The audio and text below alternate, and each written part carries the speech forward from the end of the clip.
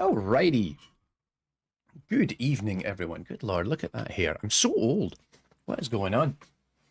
Good evening. Welcome. We're here to play a little bit more Dead by Daylight. It's that time again.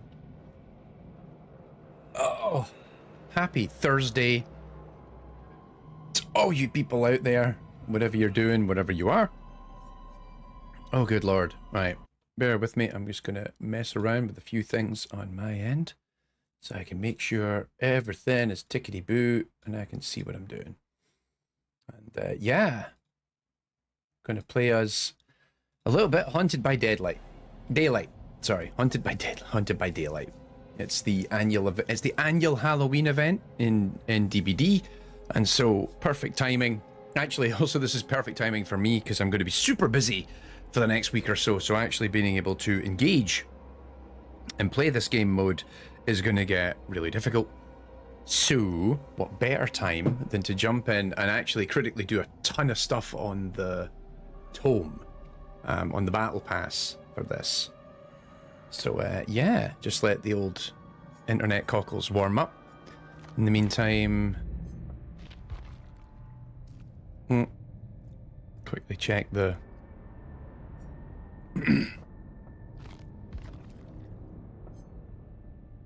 oh, the Rift bundle. Have a look in on the store, see what's going on there. Oh, that's new.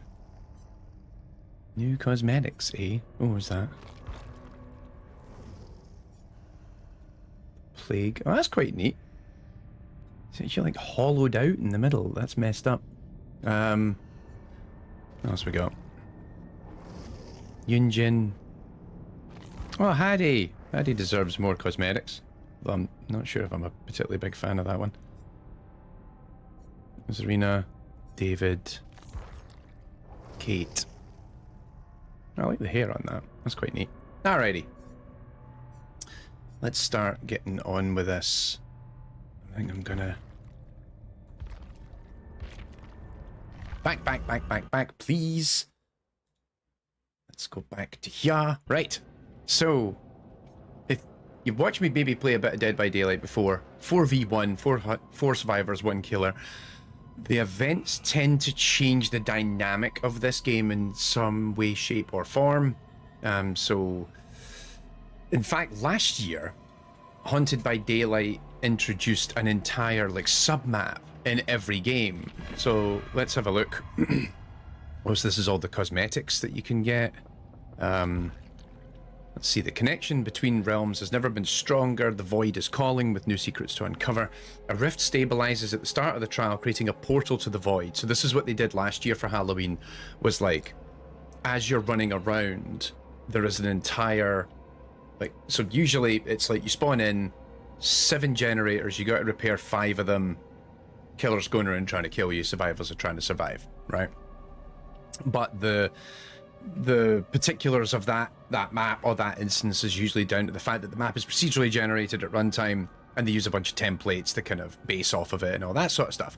So here in the Haunted by Daylight, what happens is like an entire sub-map called the Void becomes available. And this happened last year, where you could like spend resources to go into the Void, and it was like you could use it to avoid the killer or to take a shortcut.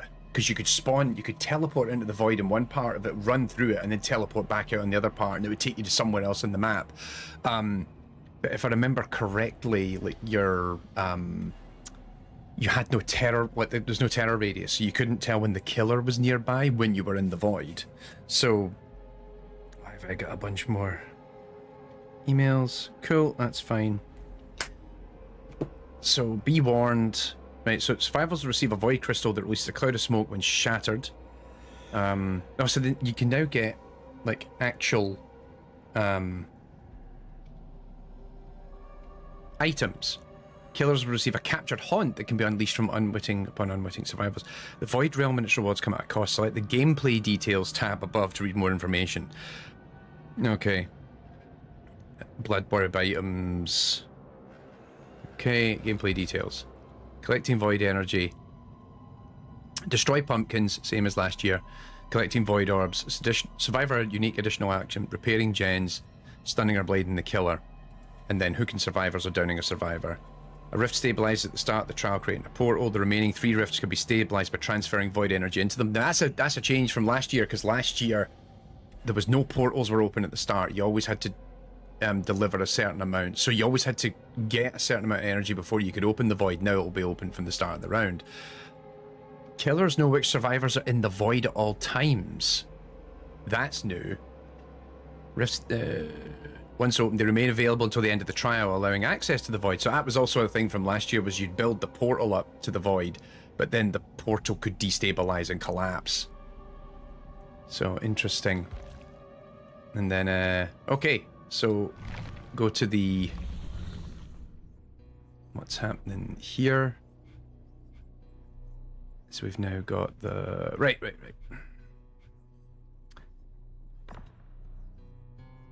I'll set these for both my characters. Come on, internet. Are you just not wanting to do that? Like, what is going on?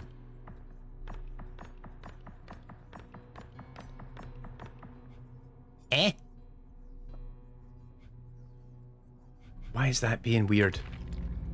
Let's try going back in another way. Oh, big killer bonus right now. Ah, Legion, really? Ooh, Doctor. Right, that might be worth doing. Right, let's see if I can at least get this to... Yep. I want the Hunted by Daylight. Oh, that's weird. Like, what? Hang on, so what was that a minute ago? I got a different tome. Complete a total of 2 of the following. Hook or unhook. Collect void energy 3 times. Alright. Put it on the survivor. Alright, let's give it a shot. And... alright, let's just start matchmaking. Which who'll I play as? Kate, maybe? Oh, and I've got I had to fix the audio, so I made sure I fixed this time because, of course, in this cosmetic set, it plays Iron Maiden, and so I've had to turn off the copyright thing because I'm streaming. Right, hang on, let's spend some money.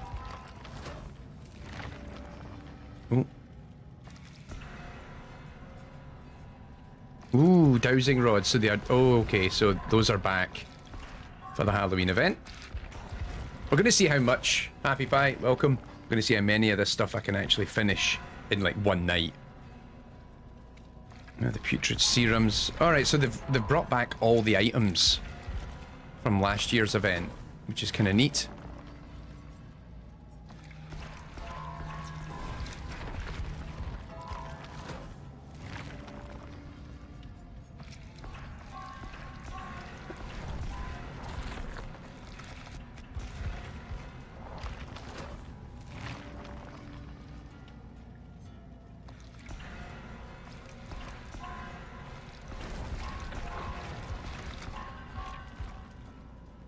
Must be a lot of people jumping into the mode tonight, because the matchmaking's taking a hot minute. Usually it takes a lot less time.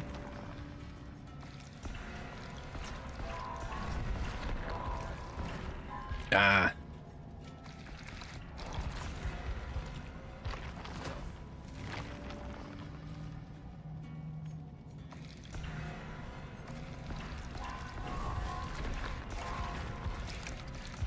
Anyway.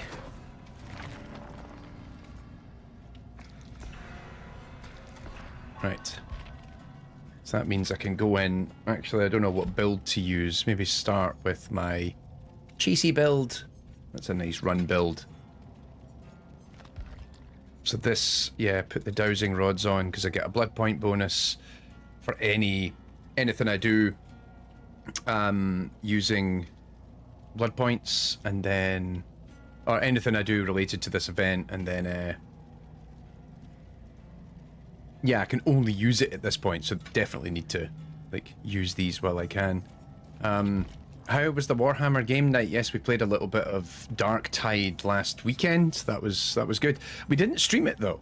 In hindsight, we maybe should have streamed it, but Perhaps we can get back and get a few more folk from the community. We played it in the Discord server last weekend, so yeah, maybe we can go back and do that again. That would be good fun. Good lord, matchmaking is definitely taking a hot minute. Doesn't usually take this long.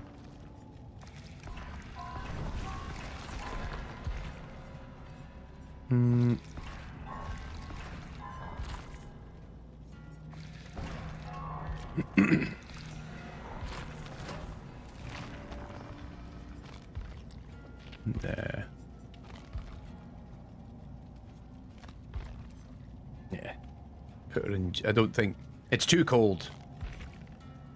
Nah. That's that. Yeah, the boots I think work better because there she's wearing kind of the jeans go over her shoes.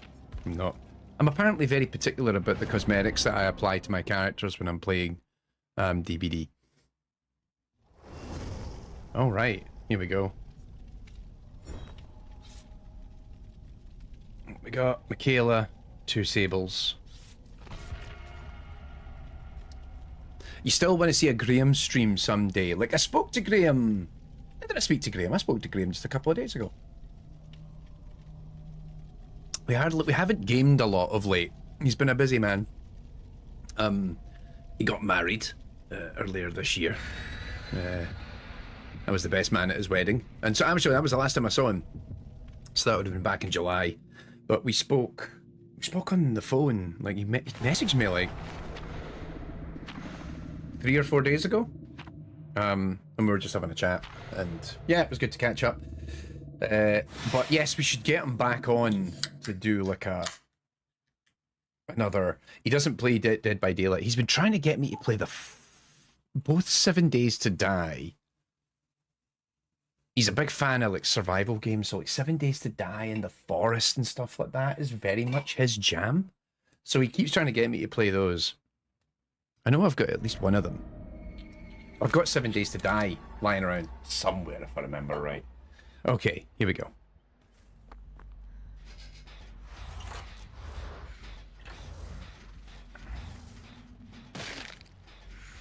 In hindsight, this might be a terrible place to be. Yeah, if I was a killer. Oh, there we go. It's the singularity. So the singularity, his whole thing, its whole thing is it's kind of this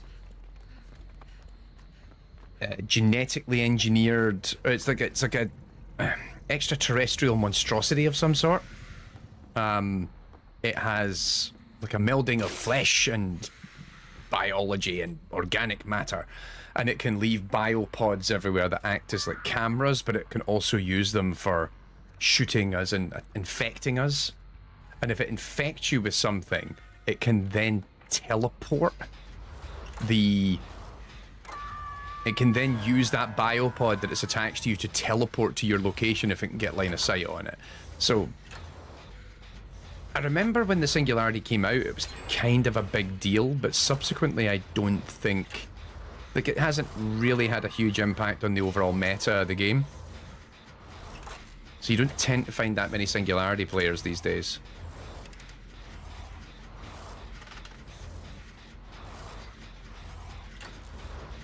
I'm being left alone here. This is grand. Right, so this person's being chased. I'm wondering if the other person's going for the rescue. I hope they are. Because if they don't, I'm going to have to leave soon. Oh, for the love of Christ. Not good. Oh, there we go. So I am now... Ooh! Oh, there's verticality to it now. That's cool.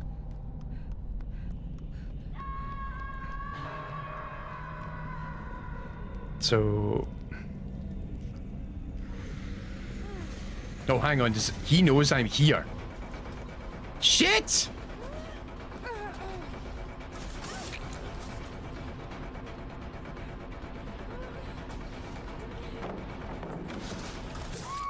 Ah, God. I forgot. The killer now knows when you're here, when you're in the void. So actually that might have worked out, because hopefully... There we go. They rescued the other person. And so I think last time if I got hooked, I got hooked and then I... Oh no, I'm staying. So, oh no, there we go. So this is what happened last time. You get hooked in the void and then you get teleported to a hook outside the void. So, yeah, the risk reward of going in the void seems to have increased quite a bit. Which is interesting.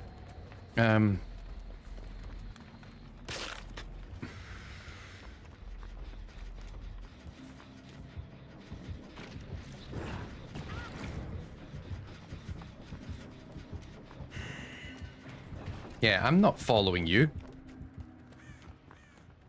She's like, come over here. I'm like, no, he's right there. Oh, that's the thing I'm doing for the...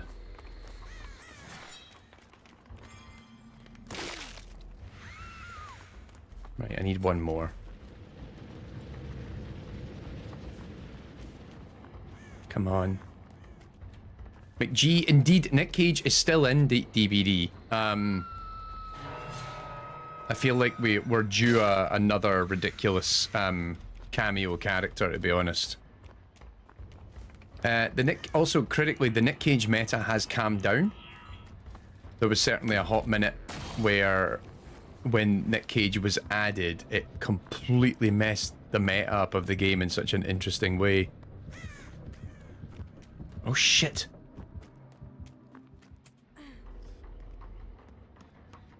We should play as a bit of Nick Cage afterwards.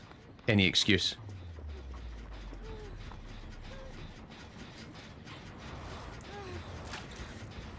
Who'd be perfect as a real life cameo? Oh shit. Crap.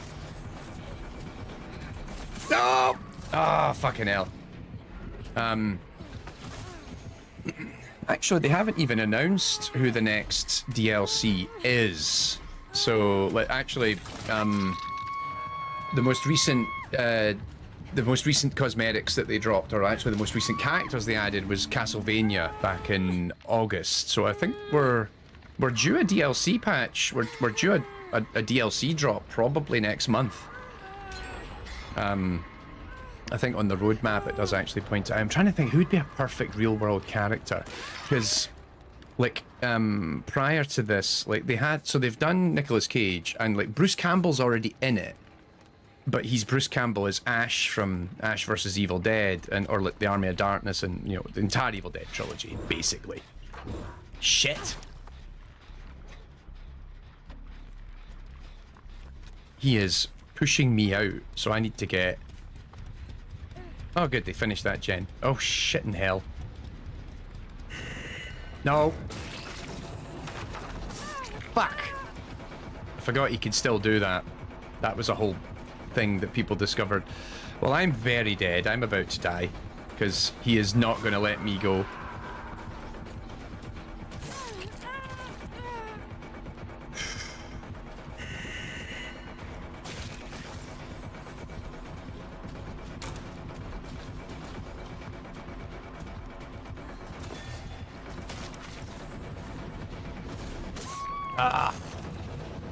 Yep, I am being tunneled out, most certainly. Wasn't a good play by me anyway, I was generally pretty bad there. Warm-up round. Anyway, so yeah, who would be I'm trying to think, a real-world person. Stone Cold Steve Austin. Don't know why, but I feel like a wrestler would be really good in this, and just sort of like, even though they're not a real person, I guess. Like, Steve Austin's a real person, but the persona. Like, I kind of like the idea of, like, someone who's a bit larger than life caught up in this scenario. Alright. Yeah, I'm trying to think who would be a good real life... Like, someone who's got a kind of, that kind of vibe. Of just like I think Nicolas Cage is a really good fit for this game, because he does this whole thing of like, where am I and what am I doing and what is going on in her. Like,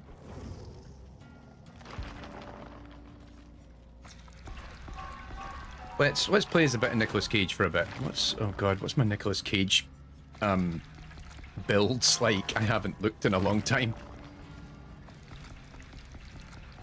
There was a whole funny phase though when this character came out, like everybody was playing as Nicolas Cage. And his perks are kind of like weirdly counter meta in many ways, and actually like there was a couple of his things that you could do back when this character dropped. Everyone was like, what in the fuck? It was interesting stuff. Right. Okay, we'll have to wing it now. So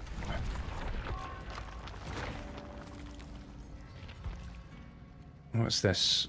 Sprint burst, plot twist, off the record. Oh, okay. What is... I forget what all his perks are. Scene partner. I don't like that one, the one that you scream at every time you see the killer.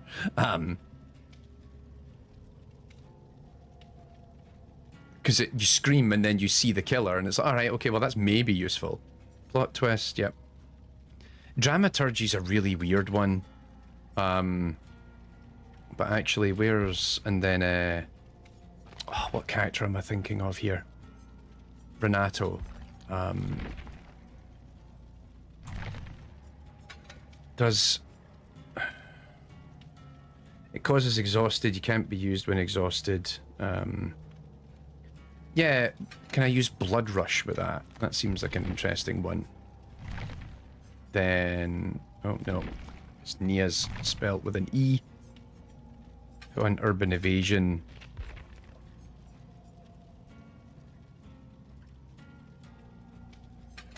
Babe, that's a weird build, Tommy. I don't know what I'm thinking here, but we'll give it a shot. Yeah, so they've added... Recently, they had the Dungeons and Dragons earlier in the year, so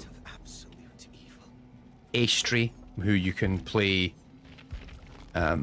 with different body types, so you can have more of a kind of female-coded body versus a male-coded body, which I thought was quite neat. It's actually, I think, the first Survivor where by default you can pick the gender. Whereas quite often some of the characters...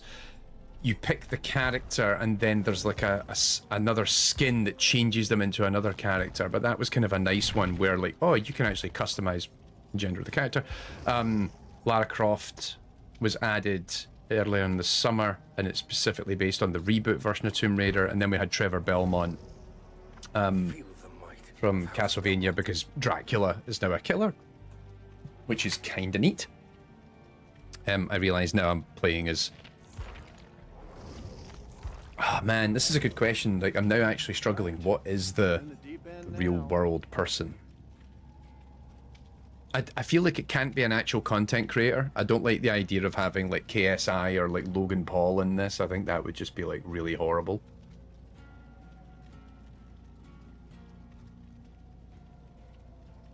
Like, I kind of like people that are larger than life and have a bit of a sardonic wit. I feel like is a good fit for Dead by Daylight. Also no sports players, please. Like, they did that in Call of Duty. There's so these like football players, soccer players in Call of Duty now, which is really weird. And yeah, I wasn't a fan of that.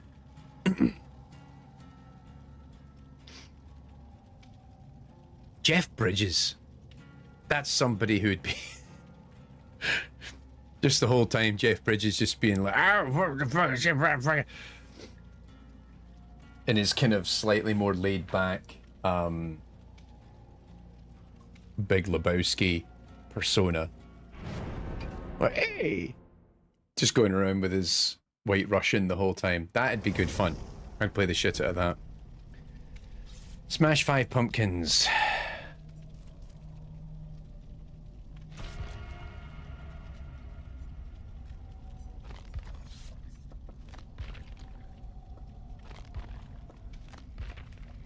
Also, like, oh yeah, so actually his bio in the game is literally... I forgot about this.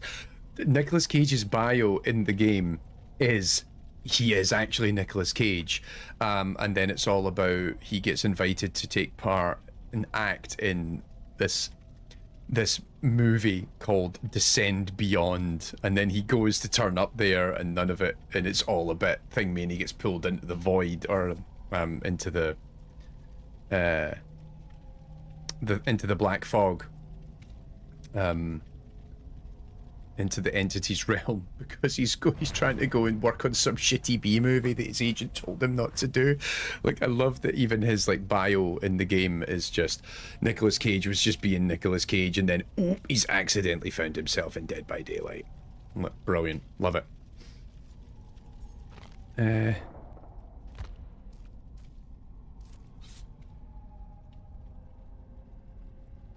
Cool, just checking. Oh, it's been a long day. Lots of stuff going on. We're 3 weeks out from running the AI and Games conference in London, which is wild. And Happy Pie, that's a good call. Like John McClane would actually be good. That's exactly what I was thinking. Like someone who's kind of a bit grounded with a bit of sardonic wit, like John McClane, a la Die Hard. I think that is actually a good fit for this, because one of the things that I noticed, they started doing it with some of the characters, and then critically when Nicolas Cage came in, was they added a lot more voice lines. So a lot of the characters now have voice lines, whereas previously they didn't have any spoken dialogue, and now they've started adding it more and more with every character, both the licensed ones, but also their own ones. So like Sable, who's one of the more recent like owned by Behavior characters, like original characters of Dead by Daylight, she has a whole bunch of voice work in it, and that kind of gives her an awful lot of character and flavor. And so they did a lot of this with Nicolas Cage, and I feel like John McClane would be a really good fit. Just take all the lines that they have from Call of Duty and put them in here, because sadly I think who's gonna poke out our eyes this time? Sadly, I think Bruce Willis has had a bit of a tough time of it of late. Oh, it's a Huntress. Shit, shit, shit. Fuck!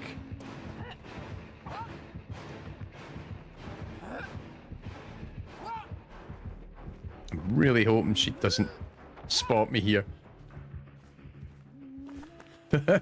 Actually, you know what? Now that I'm thinking of people with sardonic wit that are a bit more contemporary, Aubrey Plaza.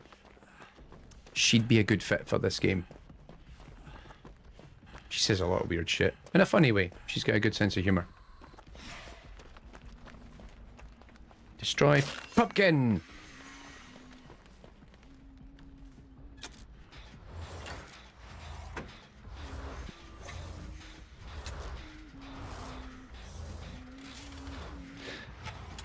Oh, shit.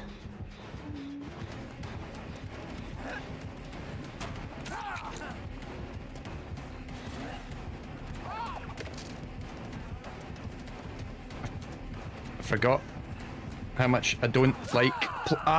you know what? I need to change the controller. I'm trying to do this on my keyboard and mouse, and it's just not working for me.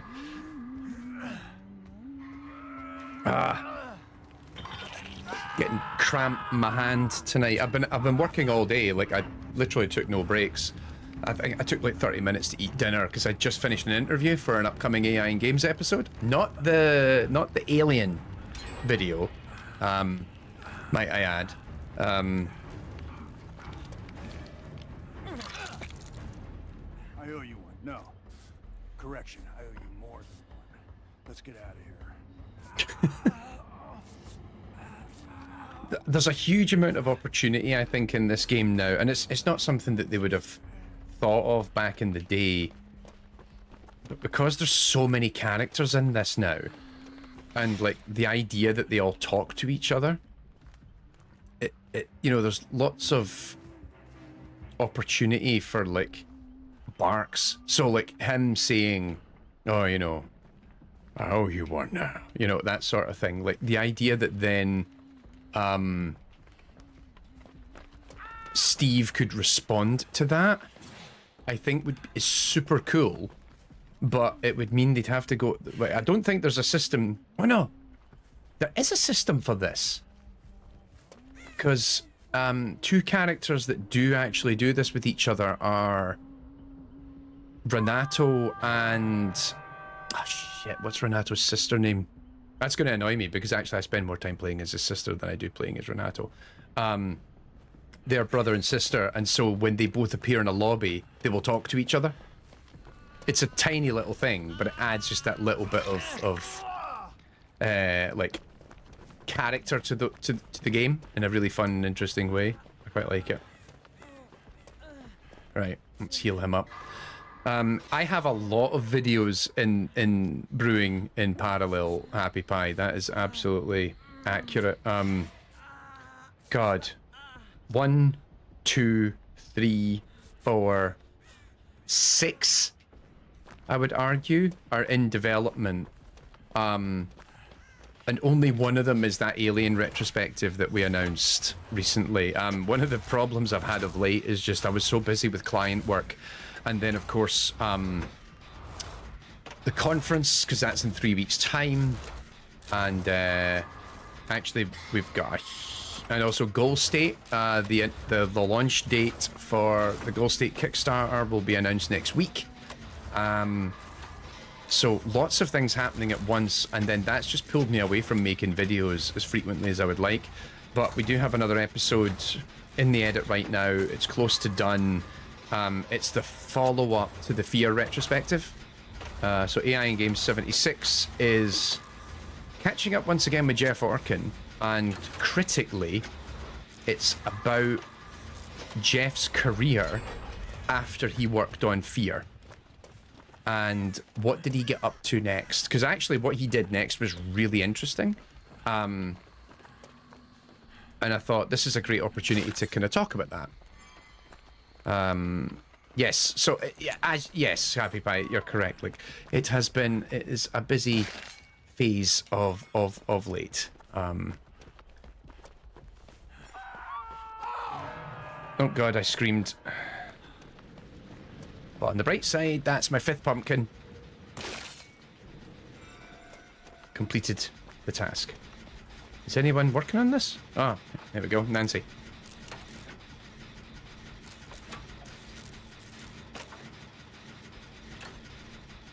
So yeah, there's just a lot of stuff going down. So next week over on Substack, we'll probably put a video out on YouTube as well. I need to go and write and record all that. We will have an announcement for the Kickstarter date, but also a breakdown on the budget, the breakdown of the budget, tiers and stretch goals. Also critically, well, we won't put it out next week, but probably the week. One of the things we do mention in the stretch goals is the 2nd and 3rd course that I have planned. And so, and actually, I don't think we'll mention course number 4 yet. I think it's a bit too early. But,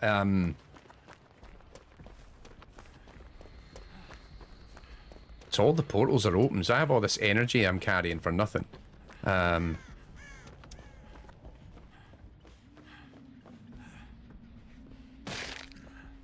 can hear. I've done a full circle at this point. Where is she?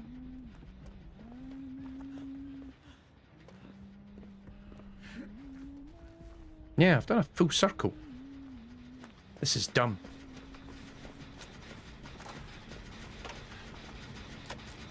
Yeah, so Jeff's video... So we'll end it by talking about Bitpart, but we're not going to be talking all that much about Bitpart because Bitpart still has a...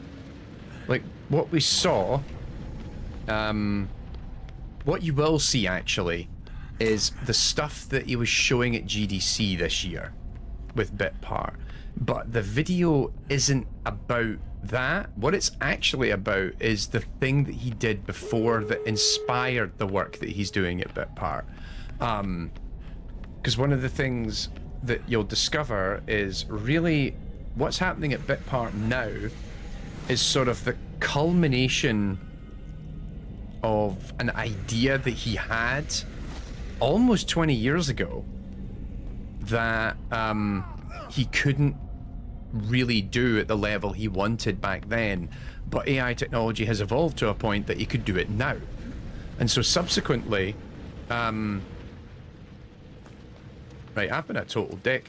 So yeah, subsequently, he's now done this thing, which is really interesting, and it has this potential to, like, I've tried the demo. I've checked out the demo that he showed at GDC. It actually works. It's really neat. So yeah, it's very much an origin story of where did the idea for this come from? And the thing that I really enjoyed about this interview was sort of, we realized that everything he's doing now was actually something he was thinking about when he was working on Fear, and only now is the technology at a point where it's all really came together for him.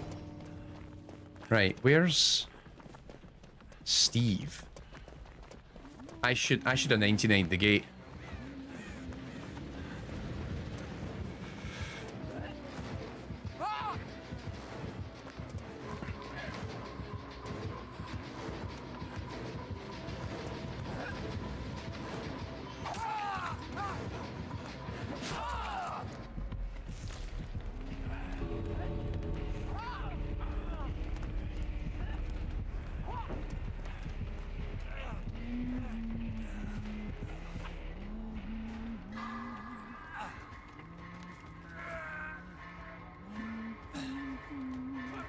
Right, so I might be down, but all it takes is for one of them to pick me up. I should have base kit, borrowed time. So all we need here is for them to come and do an exchange.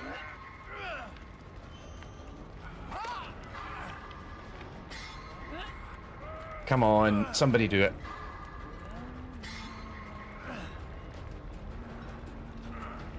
Because the gate's open.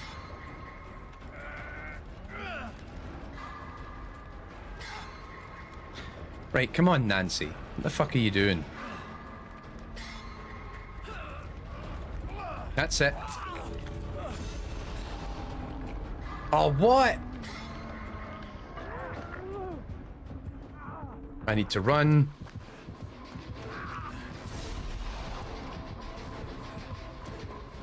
He's coming for me. Oh, I got out. Yes. Or she was coming for me, rather. Ah, love it.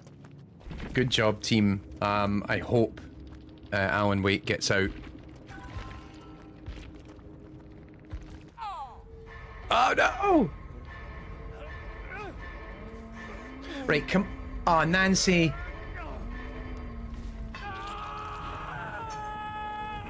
Where is everyone? Where is everyone? Oh, poor guy. He died. How did I get so many points? What the hell did I do? Yeah, I had terrible chase game. I was really bad in chase. Good benevolent score. Alright, okay. I'll take it. But, yeah, why did you run away? Because, like... Let's see. Survivors who... Right. Bitter Murmur. Pain Resonance didn't really have much of an impact. Lethal Pursuer. Yeah, he said that after everyone had left. Like, where is everyone? And then just dies. Like, that was beautifully tragic. Like,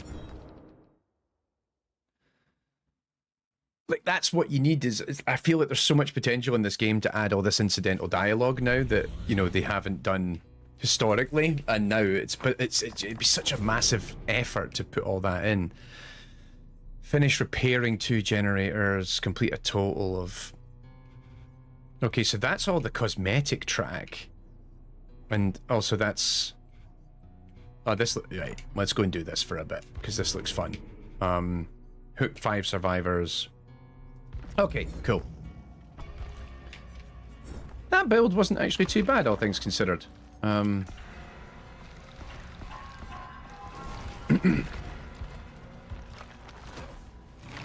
yeah, like, I'm happy... Like, new tech enabling old ideas that previously wasn't doable or feasible in a sensible way. Like, one of the things we'll really get into is fear solves the problem that Jeff had in one way, and then the restaurant game, he comes up with another way of solving this high level problem. And now at Bitpart, they're kind of coming up with a third way to do it. And I think we've already had this conversation. We're probably going to have a follow-up video next year where it's going to be what's happening at Bitpart now. Because what we've got in the video, that dates back to interviews we did back in the summer.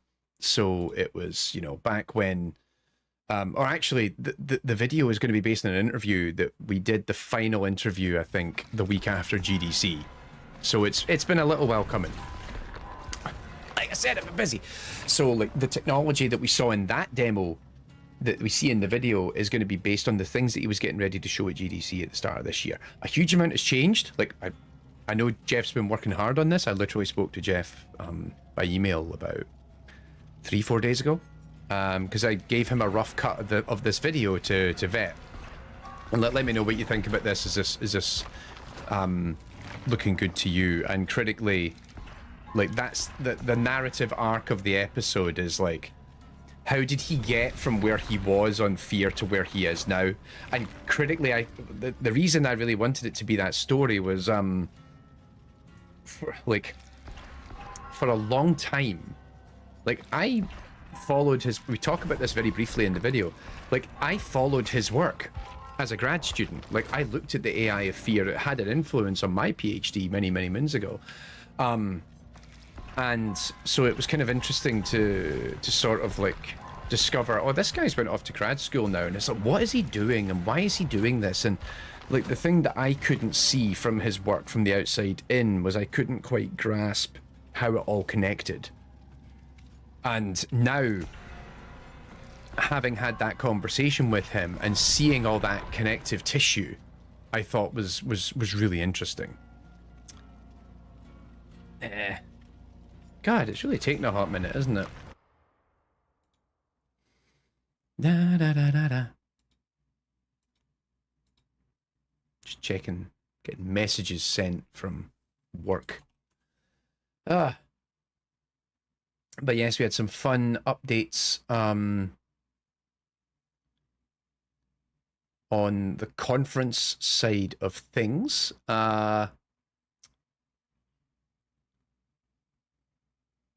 We had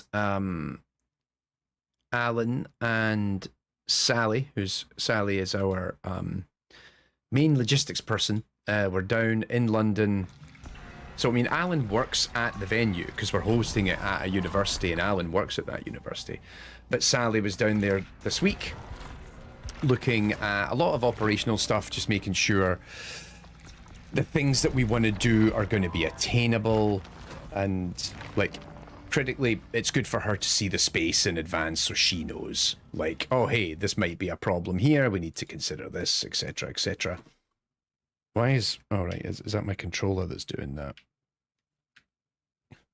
My mouse is listing lazily back to the... That is bizarre. I need to come out of Steam, I think, very quickly. Let's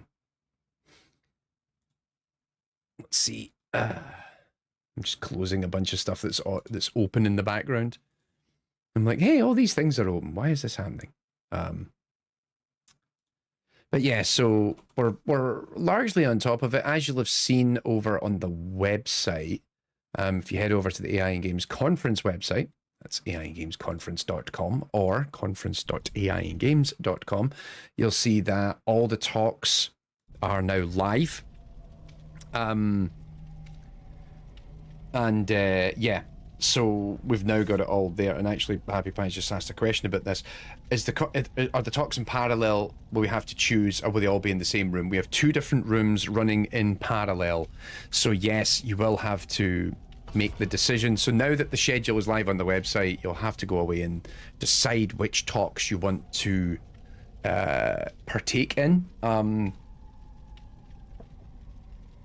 Now, I Sally and I did the scheduling, and I will say we did try really hard to avoid having two talks that are very similar in area happening at the same time, because we didn't want to end up with a situation where you're conflicted because you have two talks, particularly if you have a certain perspective or interest, that you have two talks that are very much in your wheelhouse happening at the same point.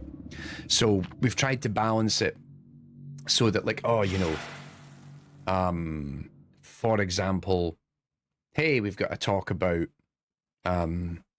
you know, using planning AI in a AAA game versus, say, here's a talk about understanding AI regulation and the impact that's going to have on the deployment of deep learning and generative models in a game production. Two really interesting talks, but equally, if you're a game AI person, you're probably not going to be that interested in the regulation talk. But certainly, if you're doing a lot of ML work, you probably want to go and check out that legal talk. It's certainly not fun for me. Also, I'm very excited about that legal talk because that's being done by Rupam Davi, who is a friend of mine, and really excited because we had a really good chat about it in advance as to what he was going to do. And it's the first of two legal talks we have, because we have him and then we have Anna Poulter-Jones also giving a talk. So, who's the killer? No, I think that was the killer there, but I didn't see them.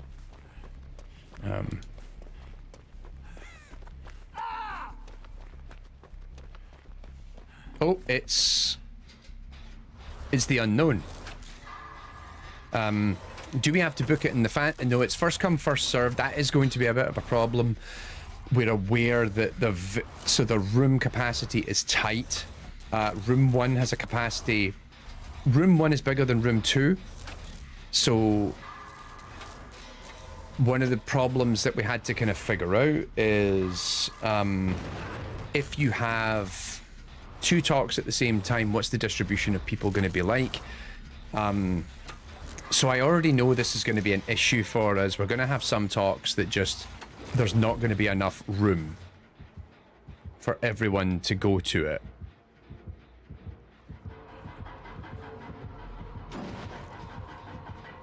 Jesus.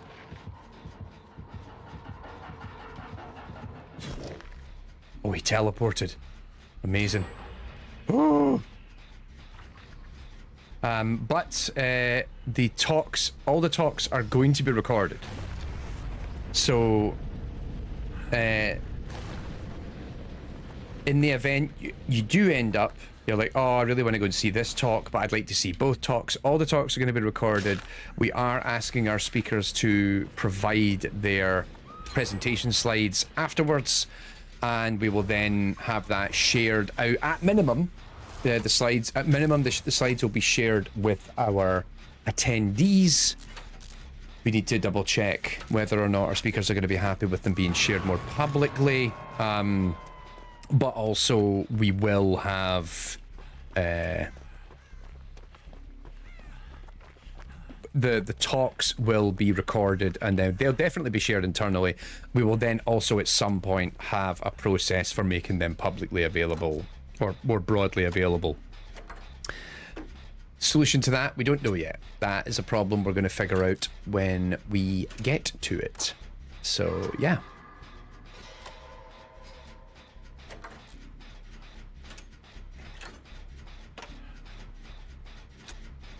But yes, I felt actually the one thing I do need to chase up is the recording.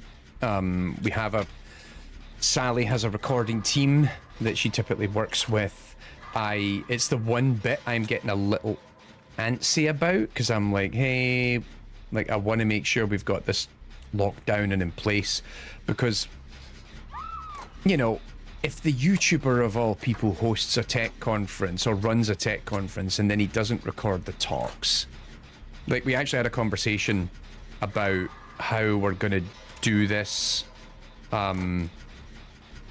how we're gonna record everything and how we're gonna get the quality of the recordings the way we want, because it's not just a case of recording people in the room, watching them talk, and then like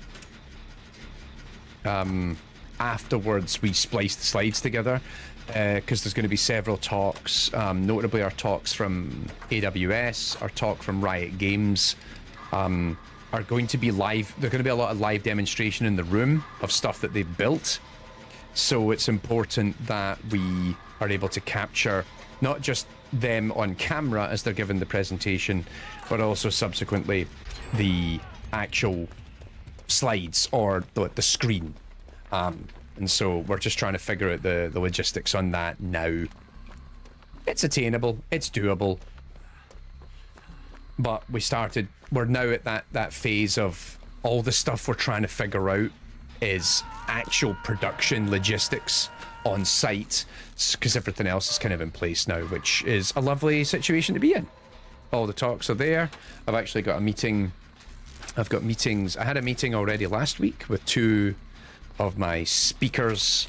So one of the things we do, actually, for context, is much like how we do things at GDC. So I've discovered that other summits at GDC don't do things the way we do things, but the AI Summit has a bunch of like baked in processes, and one of the things we're very particular about is we always mentor our speakers, we always take care of them. I believe that is something that the rest of the GDC summits do, but we take a lot of care on that. And so when we started putting this together, it's like, let's steal that idea. So we really wanted no, she screamed, but it wasn't a down. So we made sure that all of our accepted speakers, they have a mentor attached to it. And so I'm mentoring, I think, 5 talks. I'm not mentoring the most. The rest of our advisory team are mentoring more than me, but because I'm doing an awful lot of additional operational stuff. This has effectively been my client work for the last 2 months, is running this thing. We are going to open... Well, there we go, this is gonna pop. Where's the... Jesus, the fucking gates are miles away.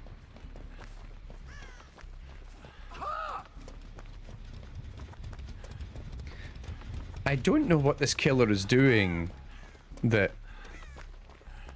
Why can't I see... Oh, somebody's opening... Oh no, you're opening that gate. Okay, fine.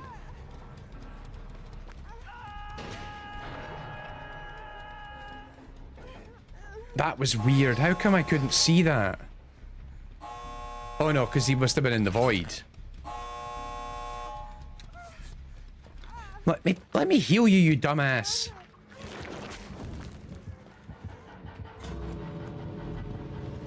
That's what you were trying to do, my bad.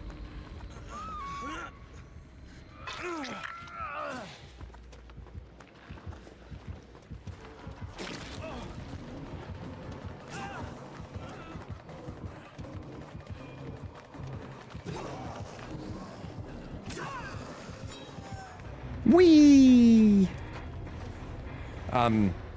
So yeah, like I had a meeting with 2 of my speakers last week. So the 2 legal talks, actually, there's a bit of overlap in them. So I had a meeting with both of them to sort of go, here's how we can have one talk segue really nicely into the other, and it allows them to, because both of them were going to focus on different things. So Rupam is going to be talking about AI regulation. He wanted to talk a little bit about intellectual property, but Anna is going to be talking exclusively about intellectual property. So I'm like, right, let's figure out a way so that these 2 talks, because actually they're on either side of a coffee break. So we're going to have one talk, coffee break, second talk.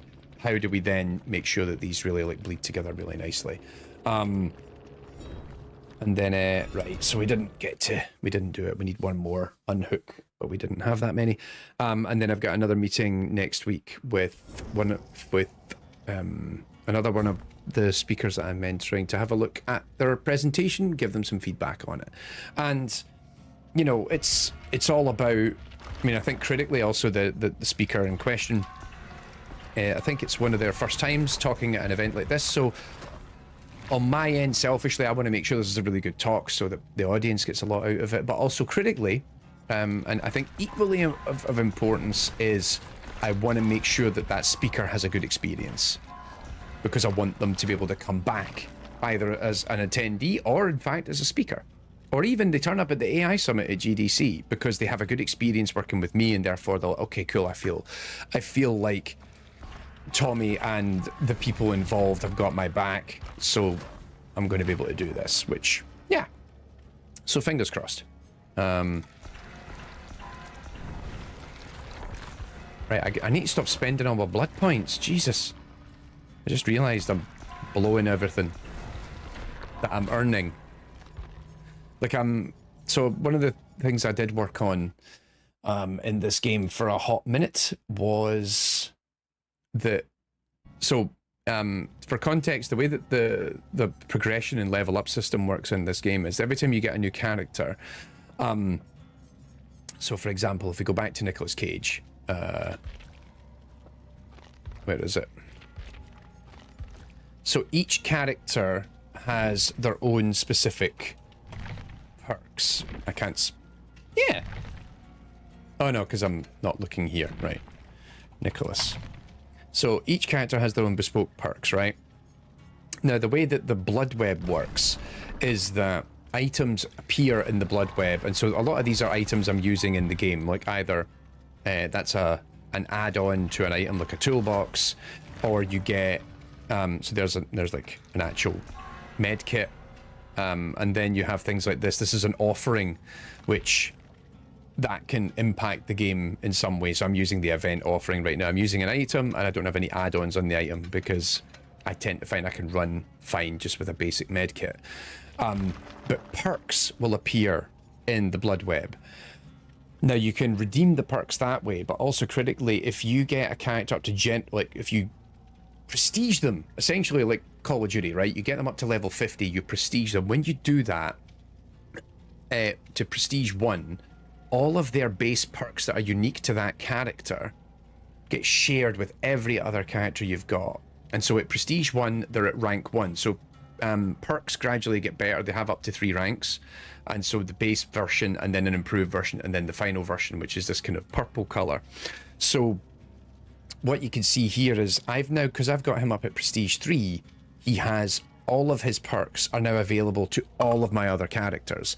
And critically, that means it's important to get all your characters up to Gen 3, Prestige 3, because then all their perks are available to all your other. And actually, they've changed the system as well, how it works over time.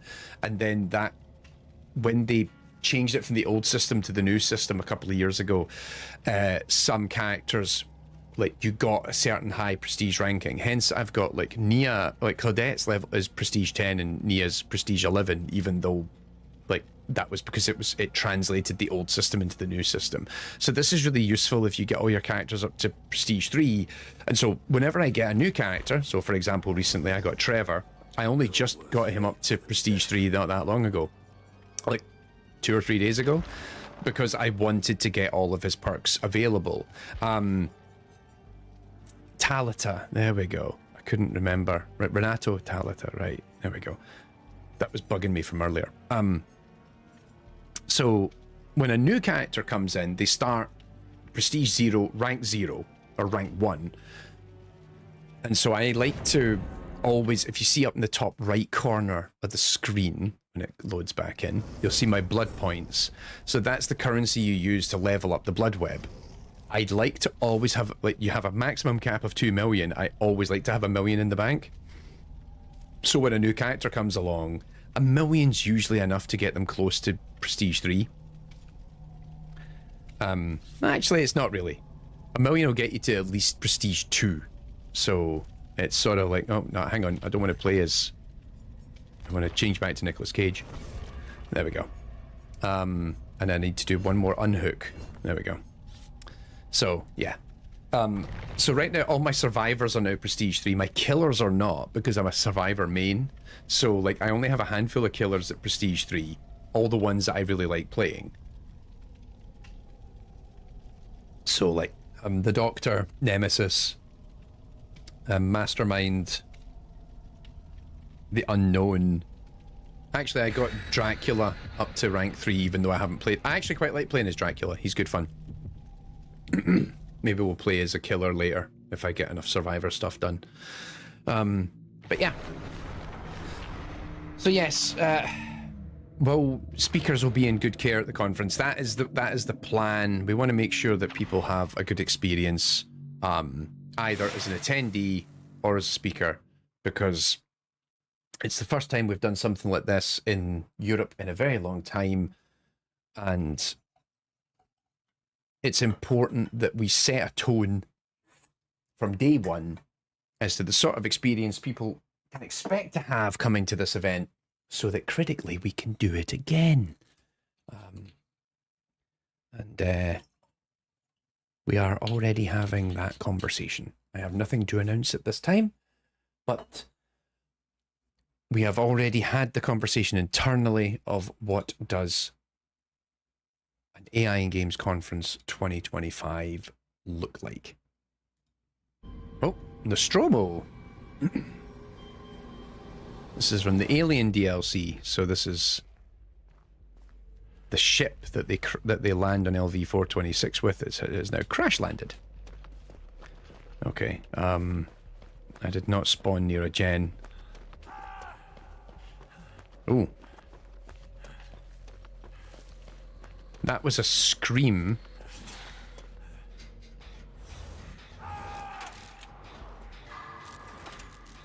Is the killer making them scream, or is that something they use in dramaturgy or something? Oh, it's a clown. I'm thinking it's a clown based solely on the amount of screaming that's happening. We'll see in a minute.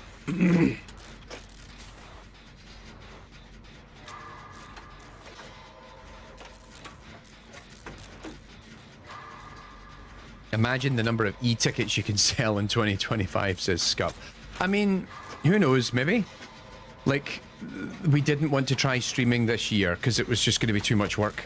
But the thought of offering a ticket for people to watch a live stream has certainly crossed my mind, because there's a lot of the YouTube audience that would want to tune into that and see it live in the moment, I think. It is definitely a clown. I just heard him wheeze. Yep, it's a clown. Oh, I've got enough to open a portal. But, I mean, yeah, I wouldn't mind the idea of us doing an online, or like having some online capability as well, because, so here's a problem we did experience this year. It's a happy problem, but it's also still a problem in that we put this event together thinking, oh, it'd be cool if at least some people were interested in turning up, and then fucking hell. Like, so are actually, on that note, the final batch of tickets goes live tomorrow morning.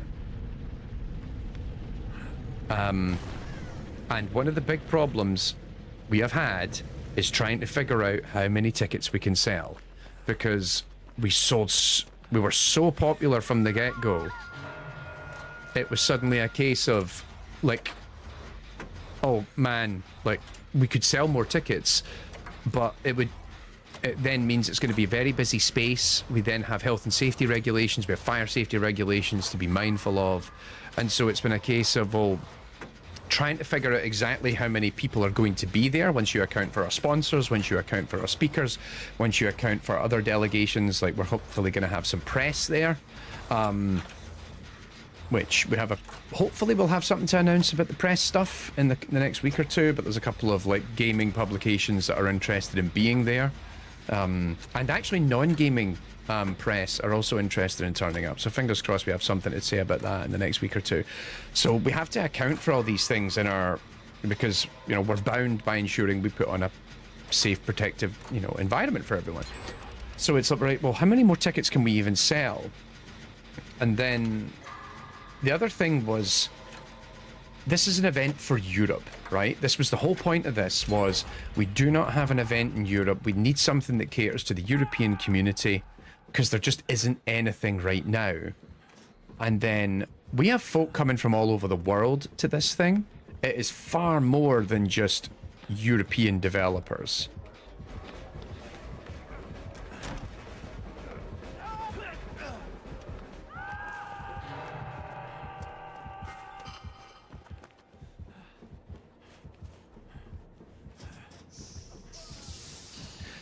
Bear with me. Sorry.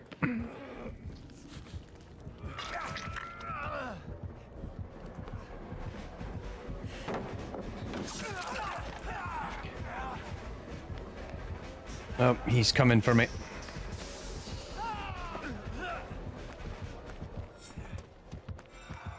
Yay!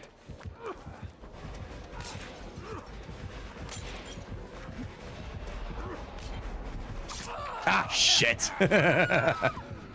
Bollocks. So, yeah, so we've struggled to so like I say, huge non-European audience. We've got all these people trying to come. We've actually got a bunch of folk, not just speakers. We've got people attending from the United States. We get people attending from Canada. We get people attending from like out in Asia. We actually had to reject a couple.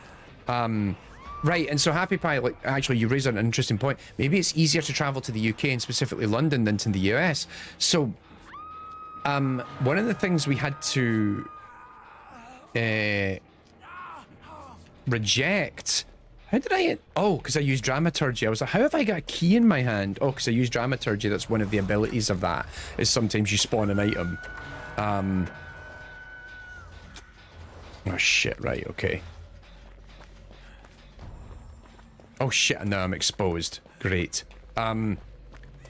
So one of the problems that started coming up was, so we have speakers coming from overseas who have visa requirements to satisfy. So that's fine. Like, one of the things I had to do was, on behalf of the CIC, of our non-profit, write letters saying this person has been invited to attend at this particular conference. We've invited them because they're a person of international repute in this particular area, and you know, they have a strong reputation, therefore it is in our best interest to invite this person to attend, etc, etc. Totally fine. We do that a lot.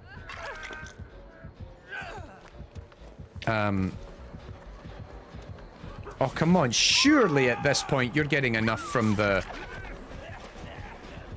I was going to say, surely he's getting enough... from the anti-camp to make him to leave, but anyway, stay still. So yeah, I had to fill in those letters for our invited speakers, which is fine. And critically, actually, one of our talks is going to be done virtually because the time frame was insufficient for them to get a visa to be allowed to go through the process of getting the visa to get to the UK, which is a headache. We've learned.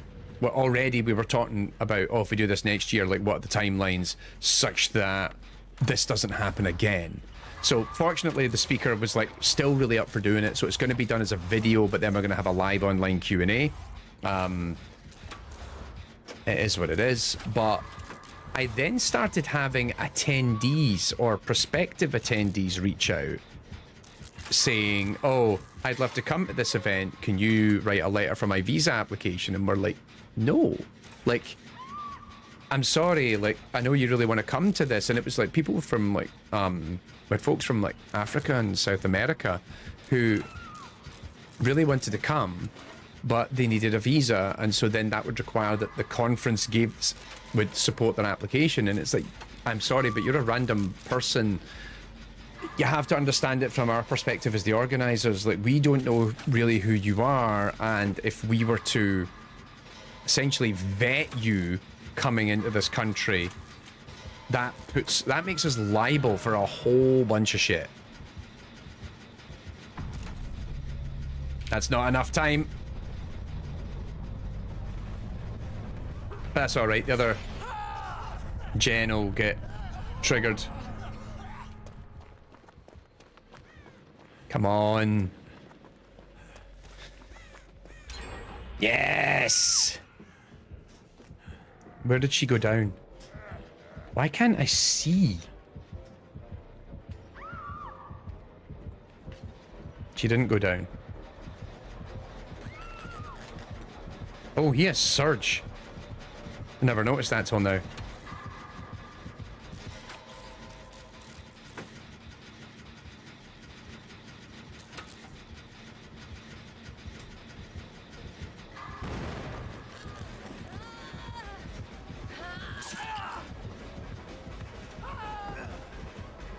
Oh, what? Oh my god, has he got Lightborn? We tried to body block him so he didn't hook her. But it didn't work. No! Right, come on. So yeah, this has been a problem, is we have people who really, really want to be there. And then it's like, right, so if we could provide an online offering, that would resolve this issue, but we can't provide an online offering.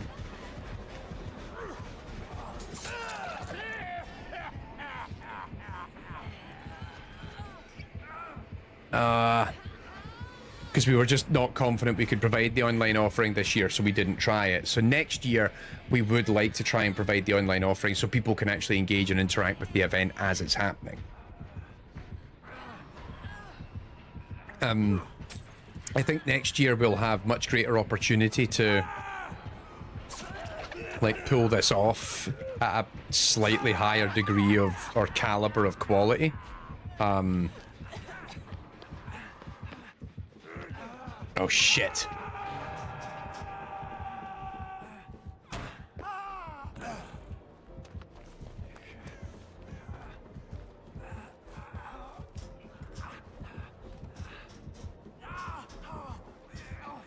The key doesn't show me where... Oh, it does show me where he is. That's interesting. But I don't have dramaturgy, so...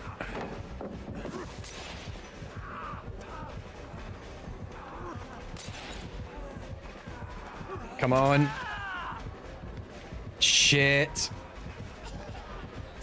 I've just realised I've never been hooked. Oh, that was a weird bug. How's it fucked?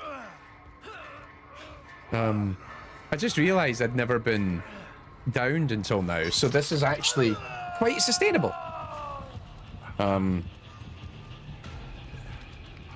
But yeah, so it's looking increasingly likely we're going to do this again in 2025. But we've learned an awful lot. Like you said, I think, Happy Pie, you said it earlier, like, I'm really interested to hear what the post-mortem's going to be like. Like, yeah.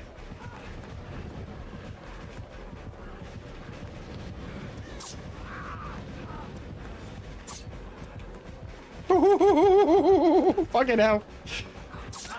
Oh, you got me. Hang on, what gen is she? Oh my god, did that gen regress so much?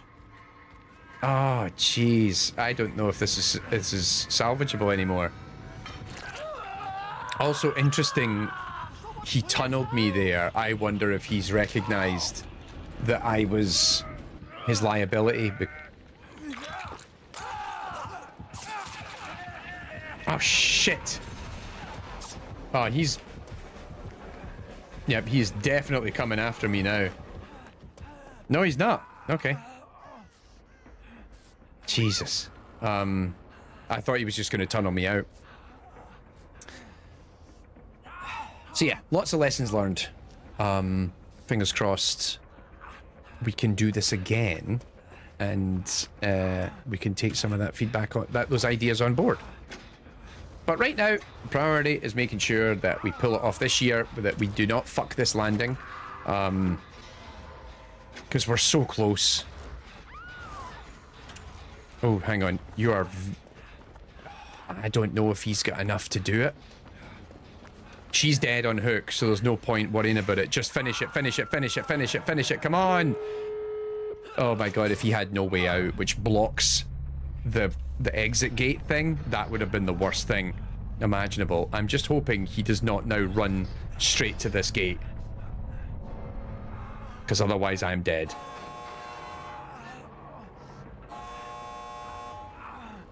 And I'm out! Yes!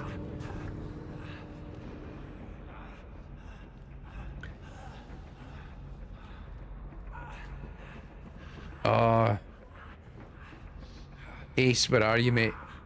You need to get out. You need to get out. Oh, no, he's... I was gonna say... Oh, there you are. Ah, mate! Ah, you're a legend!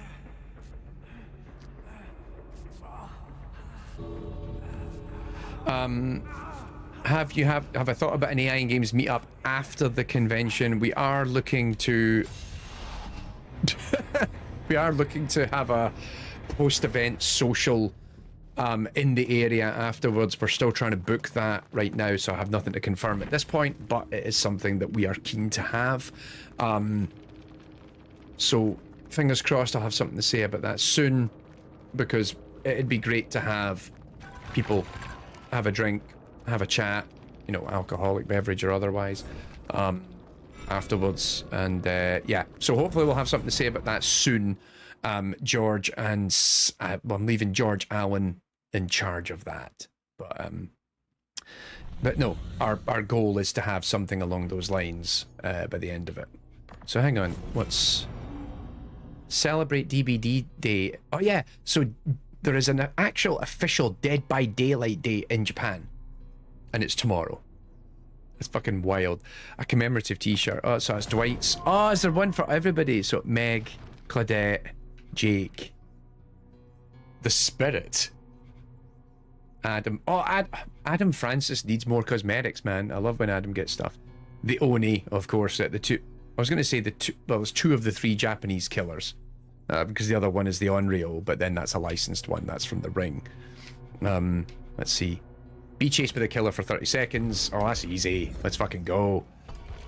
Oh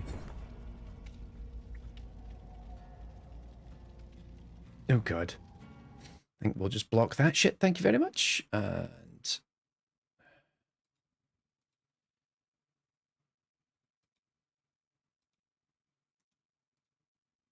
no, thank you.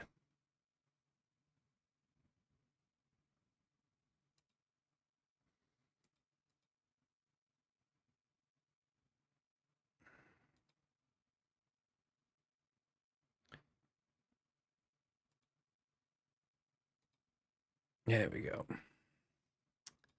Suspicious user with their silly spam messages. But yes, we do plan on having something after the event on the day, because we'd love to just hang out with people, because it's going to be going to be crazy on the day.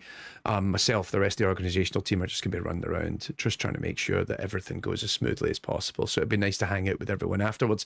A bunch of us will be around the day before.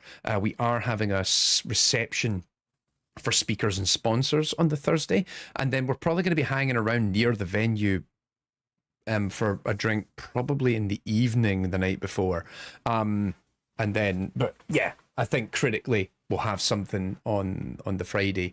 It's a shame, because, you know, we're only really going to have like one day, but then critically we only wanted to have one day for the first time we run this, because if we're going to try and make this a regular thing, we need to figure out the kinks of it. And so we have had to resist the urge so many times to turn this into a 2 or 3 day event. And actually, critically, at one point when we had a lot of sponsorship money come in, the number of talks we had submitted to us this year was so many.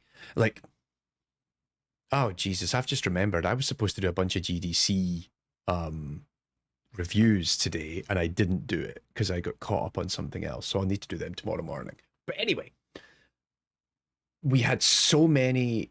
We actually had more submissions to our conference than we had the AI Summit at GDC this year, which is wild. Critically, I think that's also the reason for that, of course, is that the Game AI Summit at GDC caters to one part, and then you've also got the ML Summit at GDC, and then the rest of GDC itself, whereas this one conference is covering all things related to AI and game development. So it doesn't surprise me we had more submissions than the AI Summit, but, you know, so this isn't like, oh, we're stealing talks from GDC. That's not. Actually, we had a couple of people that we reached out to and said, would you be interested in submitting? And they said no, because the submission window for GDC was opening up not long after ours, and they were like, I love you guys, but I want to send this talk to GDC. And I was like, totally fine. Like, I understand the reputation and prestige that comes from submitting to showing it at GDC versus our tiny little event that has never ran. Totally understandable. But yeah, so we were really swamped with talks, and there was a bunch of really good talks submitted to, like, actually finalizing the program was one of the hardest things to do, because we had a couple of arguments internally, friendly debates, I think. And there was, like, one of the things we actually had to come up with, we came up with a system where everybody voted, but also one of the things we actually voted on was that, what's the one talk that's the hill you will die on? That you will be like, this talk needs to be at the event, and you had to like make your case for it. And so actually a couple of them that didn't score as highly as some of the, or actually originally didn't score as highly, when we went into the review process, it was then like, this talk needs to be here, and that's a compelling argument. Let's hear it out. But as we were having this conversation, then somebody was like, maybe we can turn this. We have so many talks, we could easily do 2 days. And critically, I think it was Sally was just, no, 1 day. You budgeted for 1 day. Your sponsorship packages are based on 1 day. Your ticket prices are based on 1 day. You are not going to make more money by making it 2 days. So don't. And we were like, okay. So I mean, I was already like, we're doing this as 1 day. We're not doing 2 days. But having Sally just step in like, no, was super useful. Already booked the flight home the day after, but perhaps delay it if we have a meetup. So yeah, we're gonna have something on. Hopefully, we'll have something on the Friday night, even if it's an informal thing. We're hoping to have an official thing tied to the event. I really want to get George on this when he gets back from Australia. George, if you've followed the video game industry memo, he's been out touring.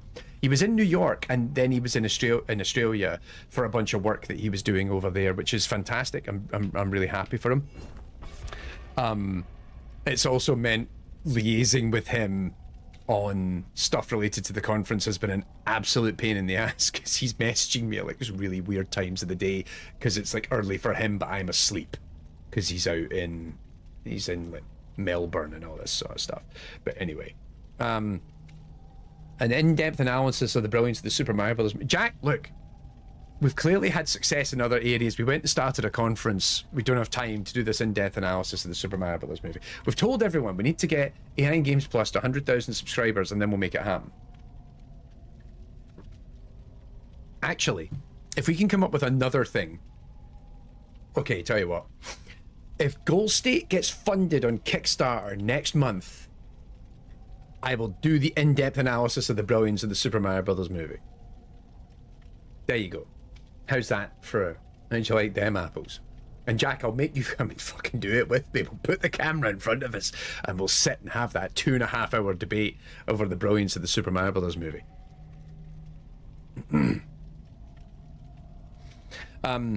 Yes, Happy Pie, it is good to be able to say that you have people involved that can say no and keep things in scope, because also critically, George and I are good at being. George and I have got better at saying no, but also George and I are enablers, because the amount of times where one of us has been like, oh, this is maybe a good idea, we can do this, and the other one's like, yeah, bro, that sounds like a great idea, I'd back you up and I'd support you doing that.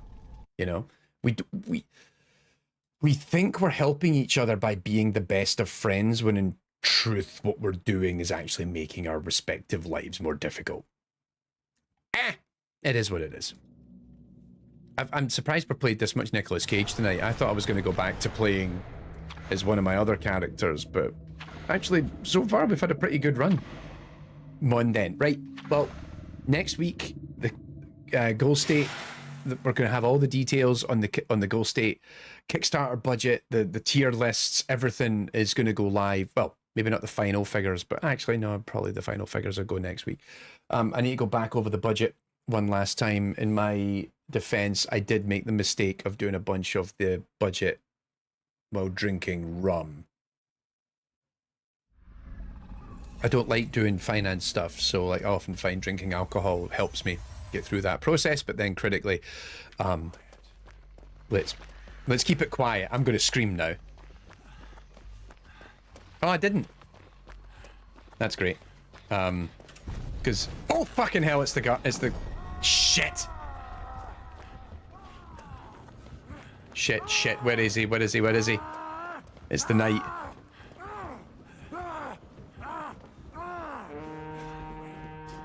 Somebody take that fucking guard out! Jesus Christ.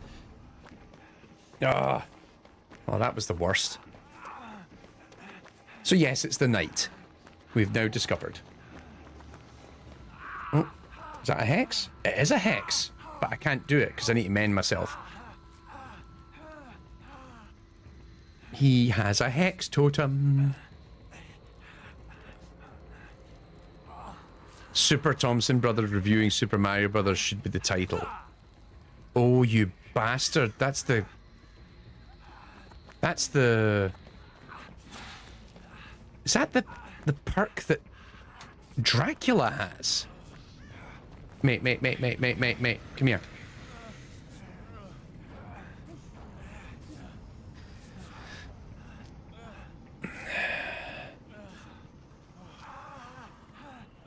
Oh yeah, it was being chased for 30 seconds is my active challenge, isn't it? Shit.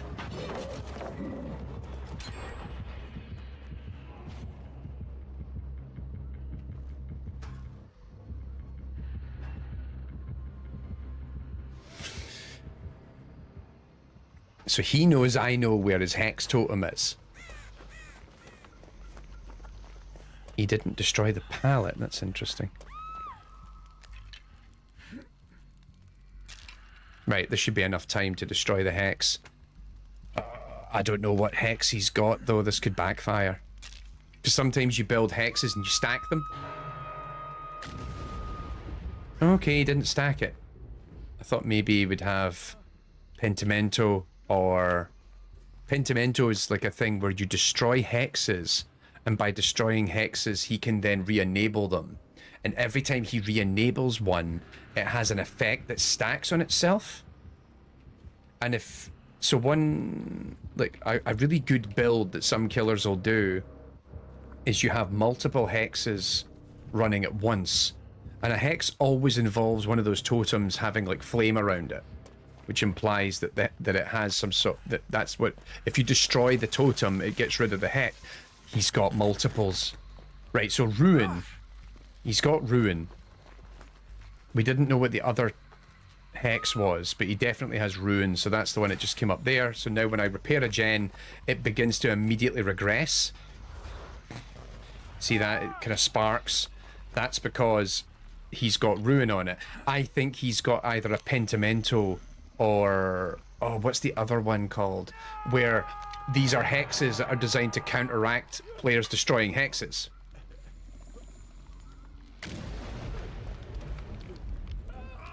So he knows I'm here, because he clearly would have known that, because that comes up as a notification for him that I destroyed that hex. So yeah, there's definitely...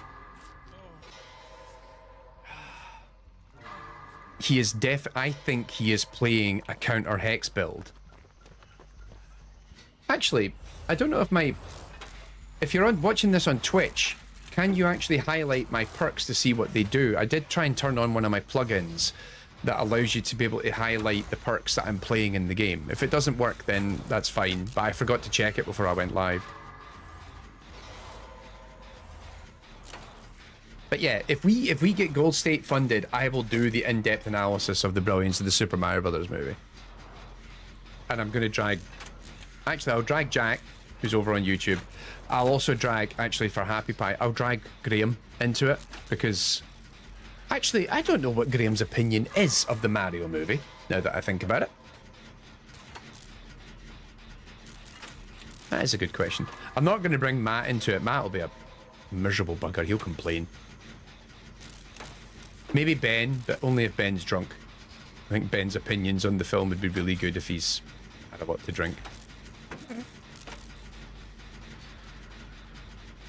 This is weird. I have been Oh, I was going to say... Ooh.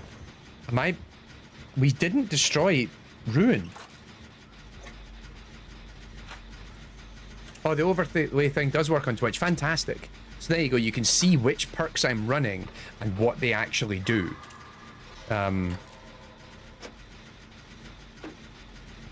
weird one is the one on the bottom. That's Dramaturgy. That's one of Nicolas Cage's ones, which makes no fucking sense. Where I press it, I do a little skip, and then I move fast, but also I can then get a new item, and I just replaced my med kit with a flashlight.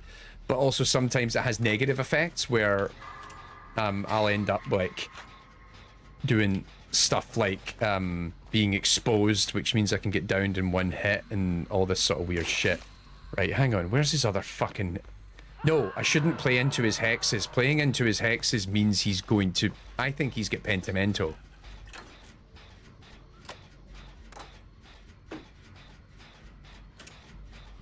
but he hasn't came back. If he comes back this... Well, no, maybe not.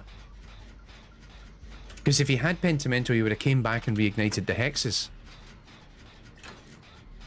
Maybe he has... Oh, what's the other one called? Where it's like, you hide a hex behind another hex.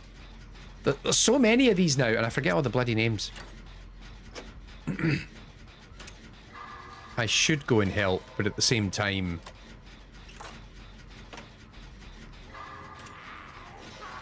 If I let go of this, it'll start to regress because the Ruin Hex is still active. Oh, I got an email. I don't have time to check my emails though. Check my phone. Can I multitask?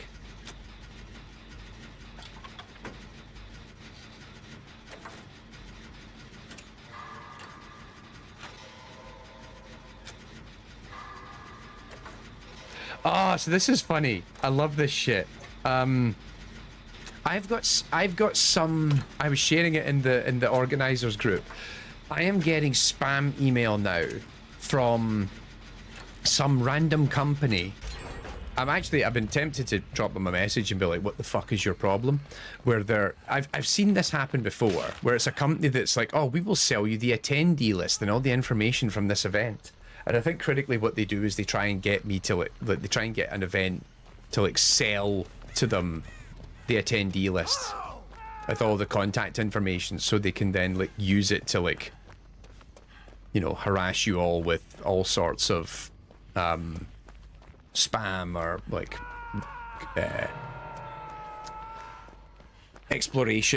business exploration emails and all this shite. So I've got this one company who's been messaging me like going, "Oh man, I'll offer, like, we can get you like the full list of attendees for the AI and Games conference." And I'm like, "Is that right, Rambo? For the AI and Games conference? No shit." Also, they have completely oversold it because like I'm reading some of the emails and they're like, "Oh yeah, there's like 800 people going to this thing." Like, no, there fucking isn't.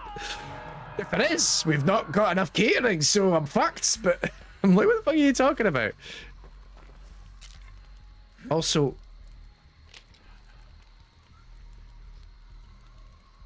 oh, I'm beginning to think this is a bad idea doing this, but let's see what happens. Right, hopefully. Oh, you're fucking joking. Right, hang on. I am going to take a gamble and go through the void.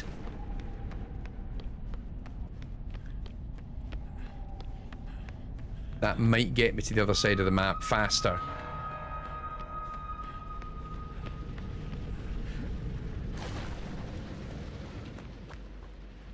That didn't really work.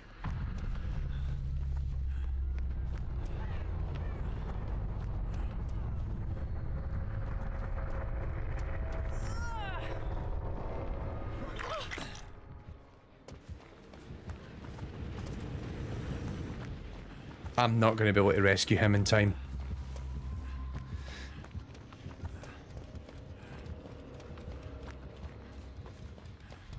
What?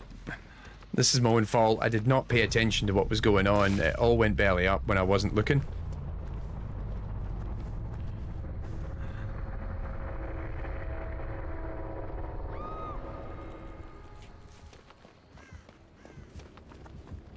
Oh, he is...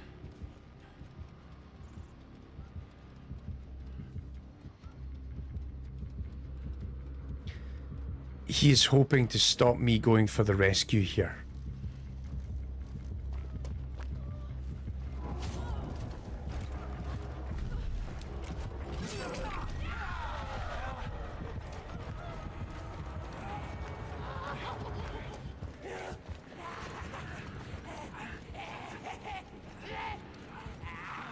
Oh no, I'm down. I shouldn't have bothered. I shouldn't have bothered trying to save her. I should have just made a run for it and just tried to get out. No, don't do it. No, just, yes. Yes. No, don't do it. No, don't do it. No. Oh, he's more in me.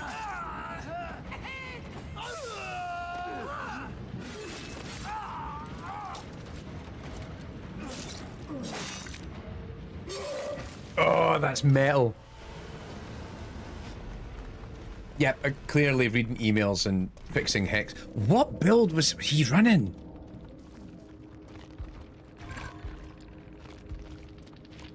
I didn't even get anything towards that, did I? 6 fucking seconds. Right, hang on. What build was he running? Crowd control. So I didn't know that he was running crowd control because I never got chased by him properly. Undying, so that's the one I'm thinking of, where if you have, so he's got ruin. When you destroy a hex totem that would have been destroyed, which would have meant, say, ruin was destroyed, what it does instead is it acts as a decoy, and then undying is destroyed, and then it gets transferred over to another hex. So another totem would then become a hex totem. So it's sort of, instead of having to do one hex totem, like cleanse one totem, you have to cleanse them at least 2. So yeah. Let's see. And then yeah, dominance, which is the one that was blocking the totems every time I went to go in to try and cleanse one. So yeah. Ah, they're all console. Fuck them. I was going to say well played, but they're all console players. Who cares? Yeah, that kill was harder to watch than Ghost Rider 2. No, it wasn't. I saw Ghost Rider 2 in the cinema. I deeply regret that. I think I saw it with Graham, actually. I'm going to take a quick bathroom break. Be right back.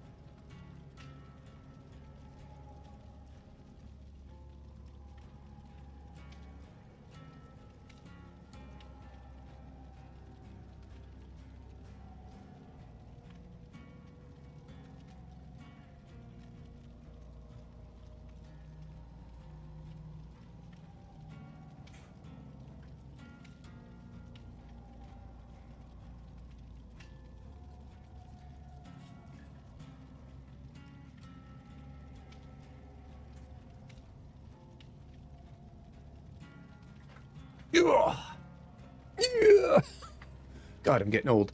I really need my haircut. Look at that. Look at that shit. Really growing in now. Really bad. I look like I'm back in high school.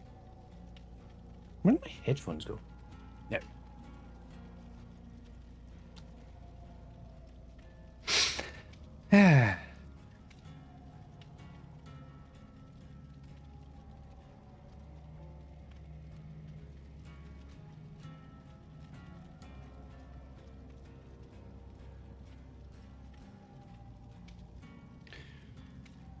Let's see.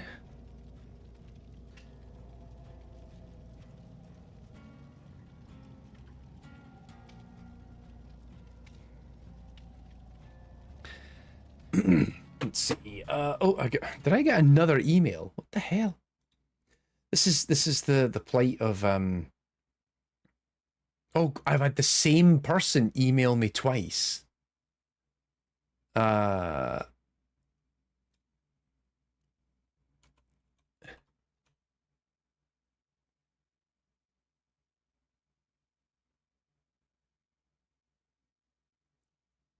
What is going on? I'm really tempted to reply back to this email and just be like, oh yeah, like, how do you get a hold of the information? Yeah, they've emailed me twice on 2 different AI and Games business accounts. So they've clearly went and scraped the internet and found places where AIandGames.com has email addresses, and then they've emailed both of these different accounts going, yeah man, we can get you I'm gonna actually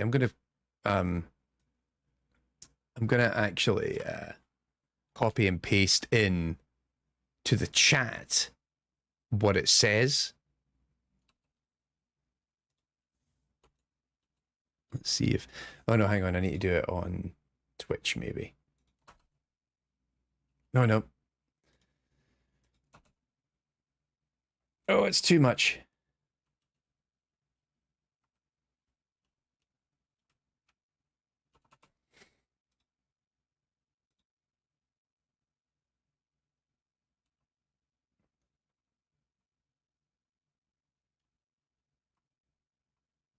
And that, yeah, so they've got all this information that they are offering to share.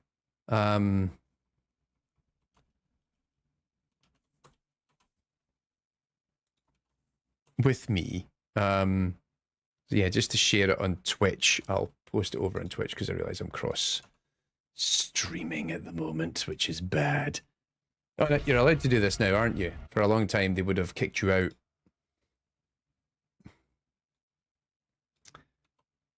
So there we go. I'm posting all the content from the email as to what it actually says. And it's just like, what the fucking fuck? I am following up to confirm if you're interested in acquiring the attendee list for the AI and Games Conference 2024, November 8th. Goldsmiths, University of London, UK. Counts 886. Again, I don't know where they're getting this number from. That is about 3 and a bit times more than people who are actually going. Each record of the attendee includes client name, business name, title, email address, mobile number, and web address. No, it doesn't, because we didn't collect any of that. Like, we didn't collect half of that information. I fucking love this shit. It's so great. Fucking con artists. Oh, it's a Billy.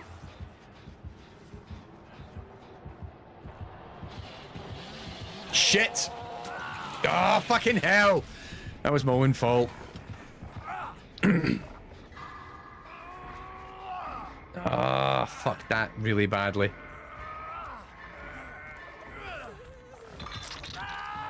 This might be a game over straight away.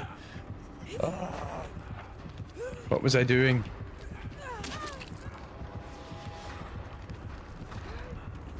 Bail me out, come on. Alright, let's get the fuck out of here.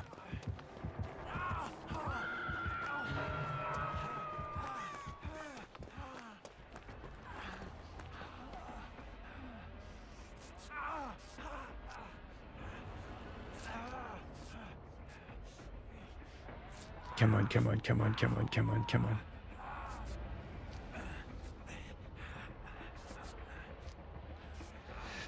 Well, oh no, so, okay, they've got saved, and then he doesn't have any heal regression perks, which is good, which means I should be able to heal entirely off of one charge.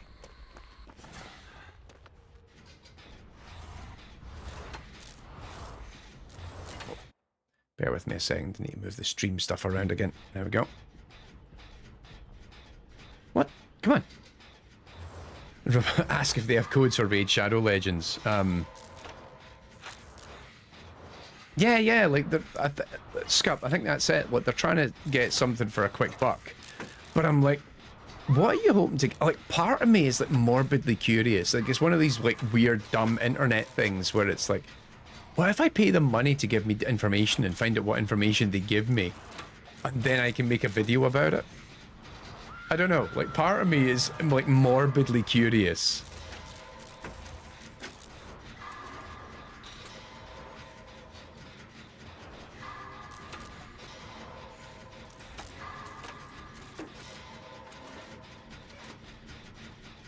Oh, hey, look, he's got grey hair. Actually, I was going to say he's got grey hair like me. No, he doesn't. Like, Nicolas Cage's grey hair is actually pretty good, all things considered.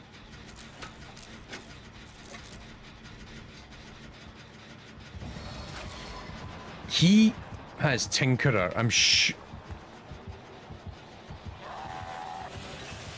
I think he's got Tinkerer or something. He knew. He knew I was close to finishing that gen.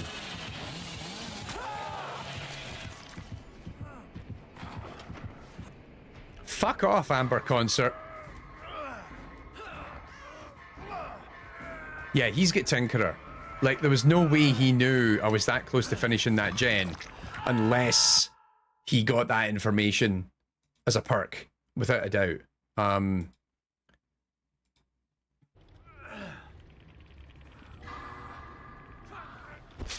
Oh, come on. What the hell? I mean, this game's a bogey. We're not winning this at all. Okay. Fine. My controller didn't work there, but whatever. Move to spam. There we go. These are wild, like,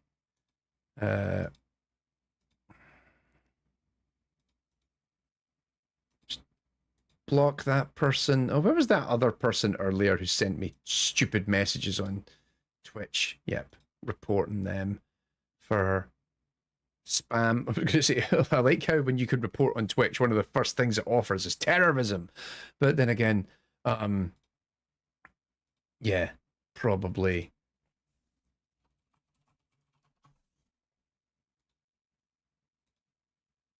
Then again, at this moment, there's probably a lot of Twitch streamers who are just being pieces of shit. I saw something. I won't even pretend to say I know what was going on. But there was some. What's their name? Asmongold or whatever, who's some Twitch streamer who got suspended for being a toxic piece of shit.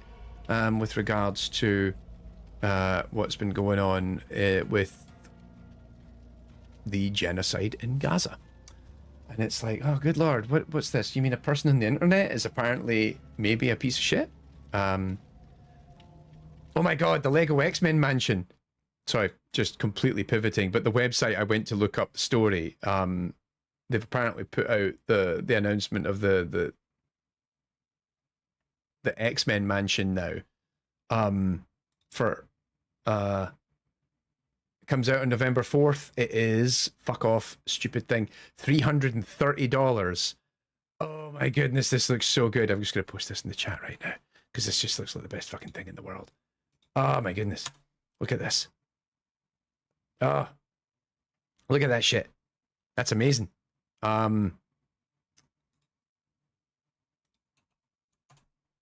Jack, I was going to say, you should be familiar with this. I'm assuming you already are aware that this has went live on the website, but oh, that looks so good.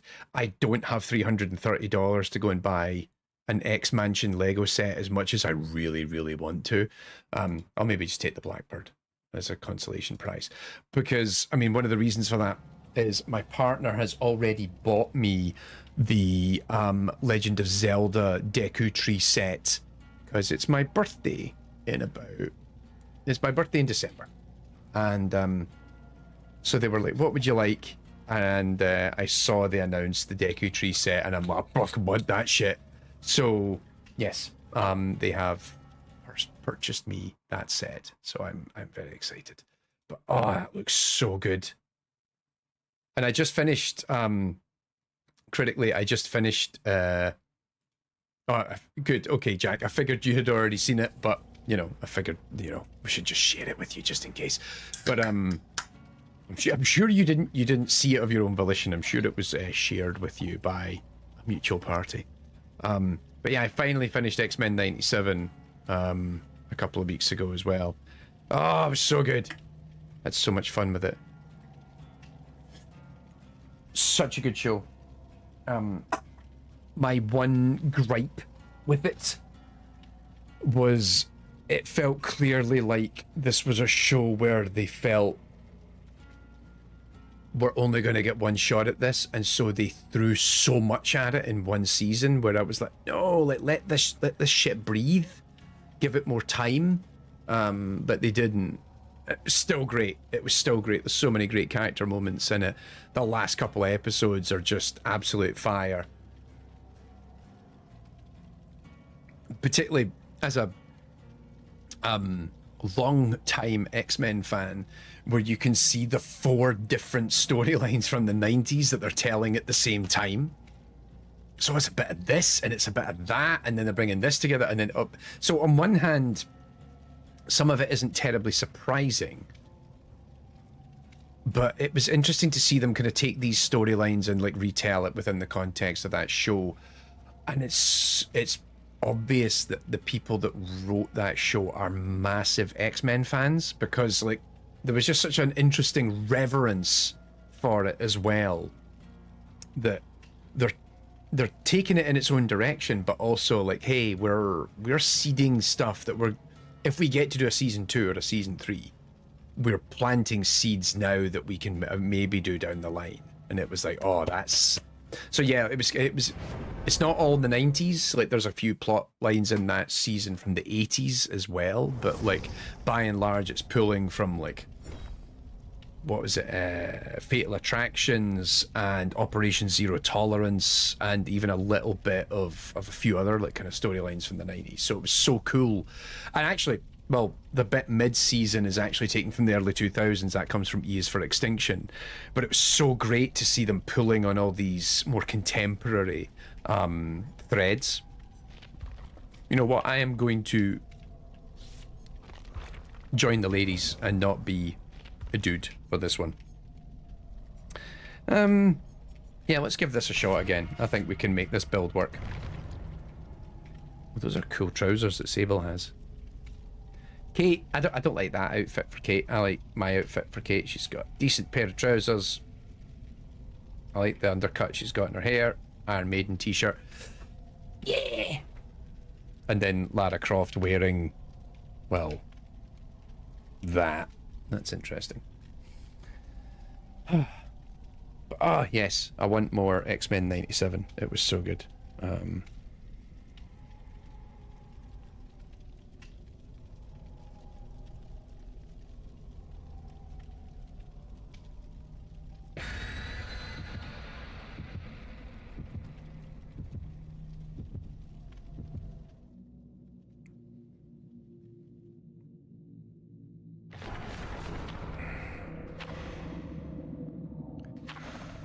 There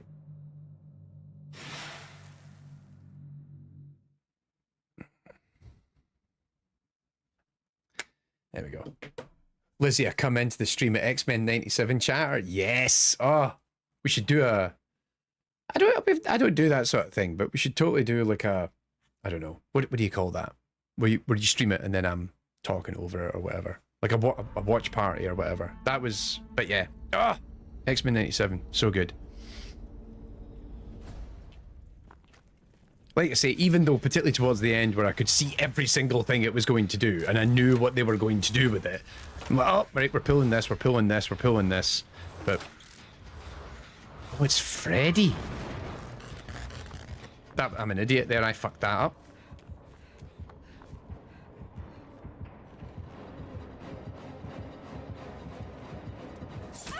Shit! He's found me. Over in the D&D. Jesus Christ, that was fast. What the fuck? Was that some weird, like, bug?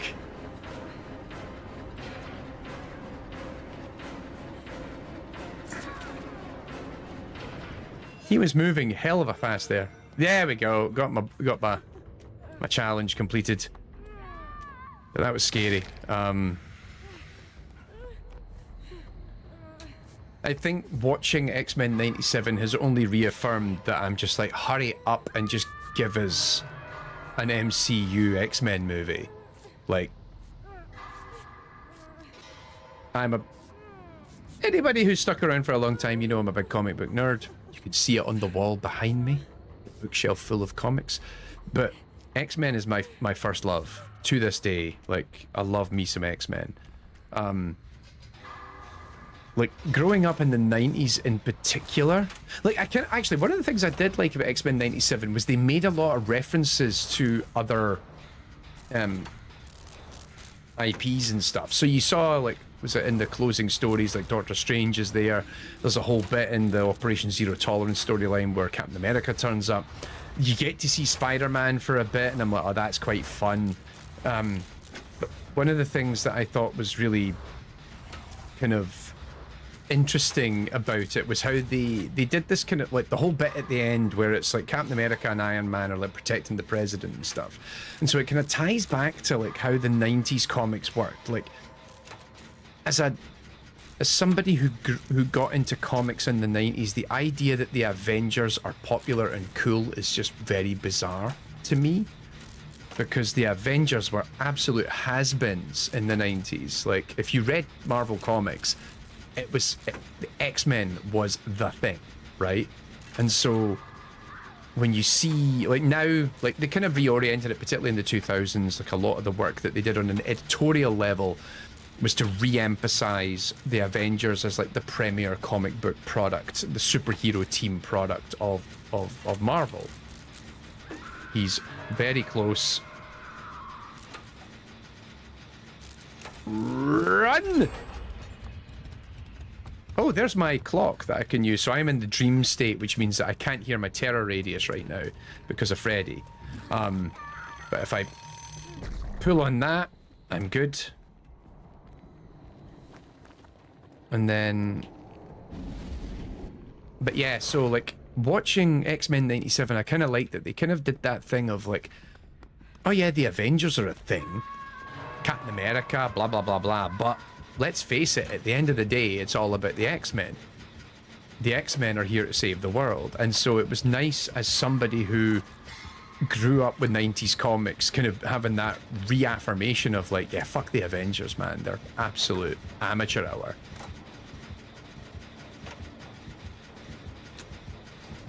I can't tell if he's above me or near me, or he's not. Shit. Go! Kill the portal.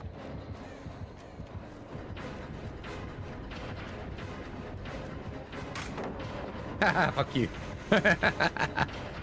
Sorry! Coming through. Oh, he really wants me.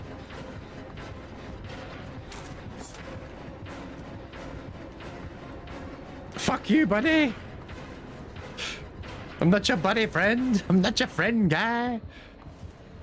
Into the void. That was a Kiss song.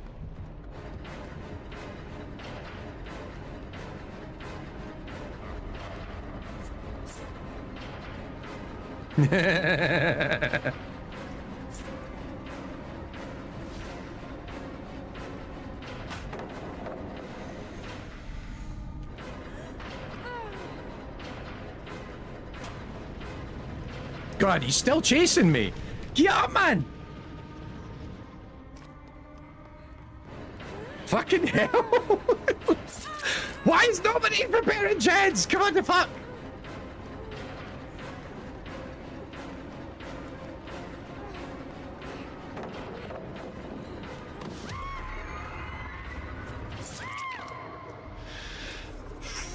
Fucking chase me through the void and back. Anyway, where was I? Yes. So it was really fun to watch X-Men 97 kind of reaffirm that whole thing of the X-Men are really where it's at. The X-Men are going to save the Marvel Universe. Avengers are fucking amateur hour. And so, like, and that has always been an interesting thing watching the MCU grow and develop and everything else, is you're just sitting there as a 90s kid who's just like, just give me my X-Men, man. Like, are these... The first two X-Men Fox Foot movies were good. Then you had like X-Men Days of Future Past, I thought was good fun. First Class was okay. Logan was good. The rest of it, shite. Apocalypse, Dark Phoenix, X-Men 3, God. And so I'm just, oh, there we go. So I'm just dying for like them to bring the X-Men back in the MCU. Right, I need to wake you up. Come on. Is it just Lizzie and I that watched X-Men? No, I know Jack watched X-Men 97, so that's fine. I'm just like rambling on about X-Men for the last like 10 minutes.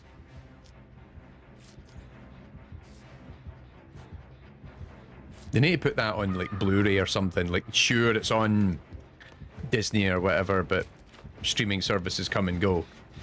Oh my god.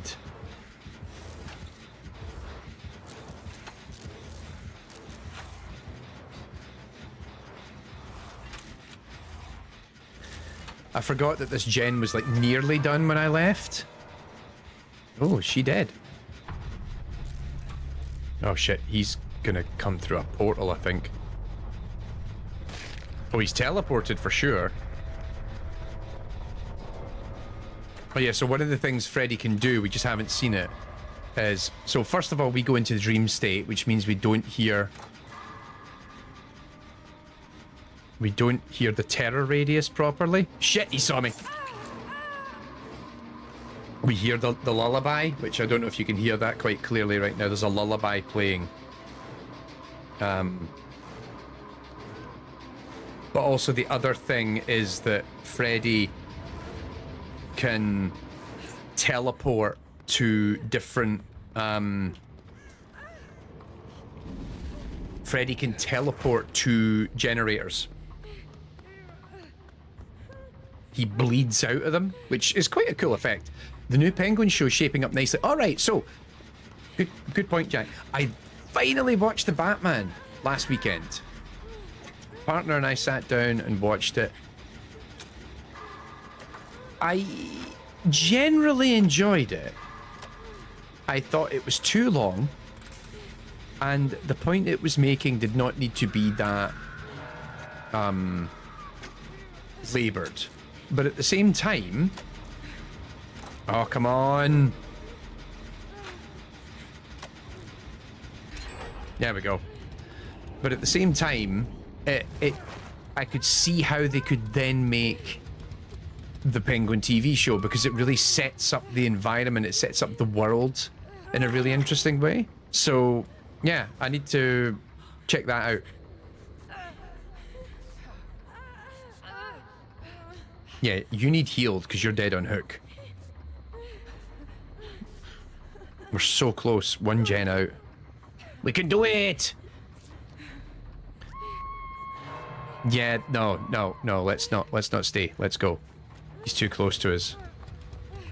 Also, I need to get out of the dream state.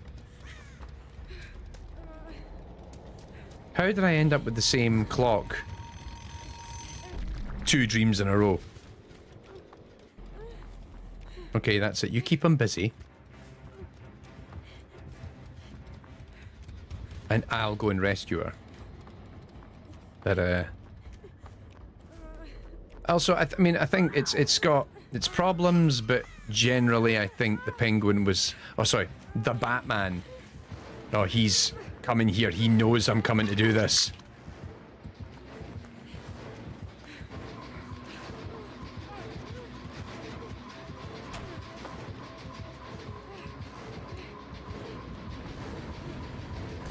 Let him chase me through the void. Go and pick her up. Oh no, he's hooking her. She's dead. But yeah, that's the first DC film I've watched in a while that was generally good. That's not true. I sat and watched... What was it? What was the one I watched? I saw Blue Beetle on the flight back from GDC, and that was generally alright. Oh, he's here.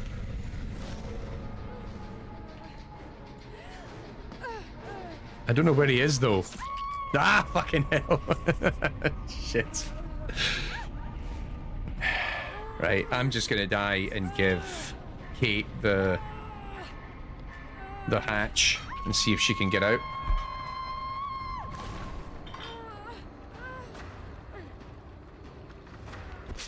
Ah, oh, no, she's being chased.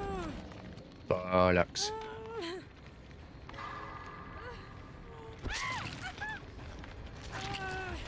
I saw that, I mean, I have no interest in it, but I saw that the Joker 2 has done abysmally. Which I thought was very interesting. Seems like it has not done well at all. People are very disappointed. Actually, the ending of the Joker 2 was spoiled for me. And I think I am now more interested in it. Now that the ending was spoiled for me than I was previously. I didn't really care, and now that someone's told me what the actual ending of it is, I'm like, actually, I maybe want to check this out now. Just because it's doing something that is appealing or interesting to me, I guess. There we go. And then get Meg's t-shirt. Succeed at 5 generator skill checks. So that's a piece of piss. In theory. Have I got... How many more of these have I got? 3. Fine. But yeah, I don't know if anyone else has seen Joker, but it seems as if making it a big budget musical did not land the way that they wanted. I mean, I never watched the first one. Like, I've generally turned off from... Like, I watch all the Marvel stuff still, even though I think Marvel's output has generally been meh for the last couple of years, to be honest. Like, I thought Deadpool and Wolverine was kind of one note. Actually, my partner and I have been watching the Agatha All Along show, where I'm like, oh god, it has been a labor. Because also Agatha Harkness is not really a character I give a shit about. So I haven't even got up to the most recent episode. I'm just waiting for them to confirm the thing that I'm expecting of who the kid is. Because I know who the kid is, I think. But it's like, just hurry up and get to that point. But anyway. But yeah, the DC stuff I haven't watched because most of the DC movies have been really bad. I am interested to see what James Gunn does now that he's in charge. Like the new Superman movie that's coming out. I'm like, you know what? I generally like what James Gunn does to varying degrees, and I'm willing to give it the benefit of the doubt. Like everything I've seen of that Superman movie so far, I'm like, you know what? Someone needs to make a good Superman movie. Like, we're in dire need of a good Superman movie. Someone who actually gets that character and can make a compelling story out of it. And that's as someone who... I grew up very much disliking Superman as a character. I didn't think Superman was particularly interesting. It's the Captain America problem. How do you make the perfect guy compelling? And then there's been a bunch of really... Actually, I think since the New 52 and then actually Rebirth, the DC Rebirth era of the last few years, I think there's been some really solid runs of Superman during that time where I have changed my opinion a little bit. Like, you know what? Superman in the right hands. And I think it speaks to a lot of characters regardless of how kooky or weird they are. Like, a character in the right hands can be a very interesting and compelling story. I think it's just easier for some characters than others. Like, I got really into Green Lantern during the kind of mid-2000s, so from the Sinestro Corps War right up to Blackest Night, which was probably the best run of Green Lantern ever, frankly. And then, of course, they had the Ryan Reynolds movie, which we don't talk about. But yeah, I've really generally disconnected. Hence, I only saw the Batman for the first time last weekend. I haven't watched either of the Joker films because I just didn't give a shit. The Joker doesn't need an origin story. That's the whole point of the character, is that he doesn't have a definable origin. Like, that is what makes that character, I think, in the modern day so compelling, is that to this day we still don't really know his origin. Like, you know, even looking at what was that story, the Three Jokers from a few years ago that came out, Batman the Three Jokers, which was Jeff Johns wrote that, where they tried to actually explain why the Joker doesn't have a definable origin, and the reason is that actually the Joker that we know, that actually that at one point there has been 3 different Jokers across the multiverse all existing in the DC universe at the same time. And so we've never really been able to understand it because there's different people that are the Joker that all... It was a bit of a weird story, but I kind of liked the argument that it was going for, that the Joker is more what we picture in our own mind rather than definable characters and definable histories. So when they were like, oh, we're going to make a movie that is the origin of the Joker, I was like, oh, fuck off. Like, we have this obsession, I think, in pop culture about trying to find the origins of characters such that we know what they're definable, where they come from and what drives them. So you think about, you know, Wolverine had his origin comic and then he had his origin movie, and you know what? The worst thing they ever did to Wolverine was give him a definable origin, because I think the mystery of the character was far more interesting than the reality. You look at things like, was it Rings of Power? Right now over on Amazon, where it's all the origins of basically the Lord of the Rings and Sauron and all that. It's like, who gives a shit? I don't watch that. I don't care. It's like, just, it's sometimes far more interesting if you just keep the mystique of the character, and I'm so done with an awful lot of that sort of stuff. You know what? Yeah, let's play that build. So Stakeout, which gives me tokens to get great skill checks over good skill checks if I hide in the killer's terror radius. Distortion, which if the killer has an aura reading perk, I can block it. There was also the other one, I forget what that other perk was, that allows me to see the killer if I get a great skill check with Stakeout. If I have enough Stakeout tokens, it turns a good skill check into a great skill check, and then I'll be able to see the killer. And I forget, what was it, the last one was the Rebecca Valentine one, which the more great skill checks I get, the faster and more frequently I get skill checks. Because if you get great skill checks, it actually speeds up whatever you're doing, whether it's healing people or completing gens. So that is a build that's built to support me to get more skill checks to complete objectives faster, but also allows me to see what the killer is doing. So that's kind of the point of this build. It's maybe a little bit mid-tier, because I'm not as high skill as I should be. Considering how much I've played this game, I should be much better at it than I really am. Oh. This killer has an aura reading perk. Because I only have one token. I start with 2, I'm pretty sure, with Distortion. Which means they should have seen me at the start of the game, which means actually this is bad because I'm hanging out with Captain McScruffy here. Oh, you're a fanny.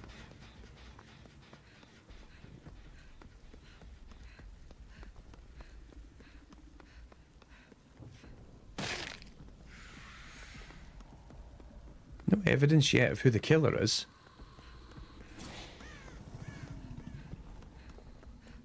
Oh, it's Singularity again. I can tell because I found the 3D printer. Right, has he got any pods here? Yeah, he does.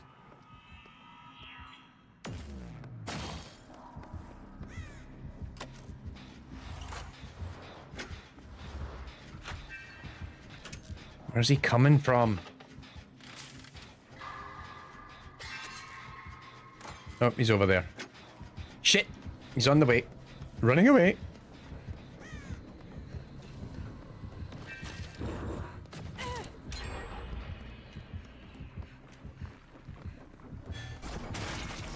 Shit!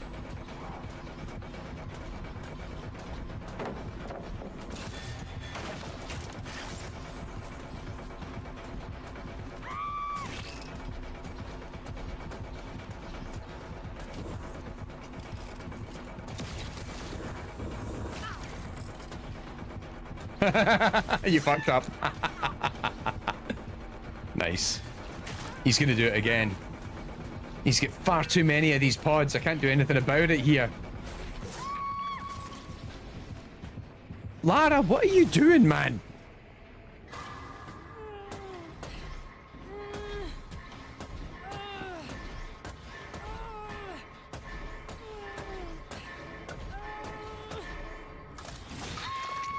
Okay, not a good start.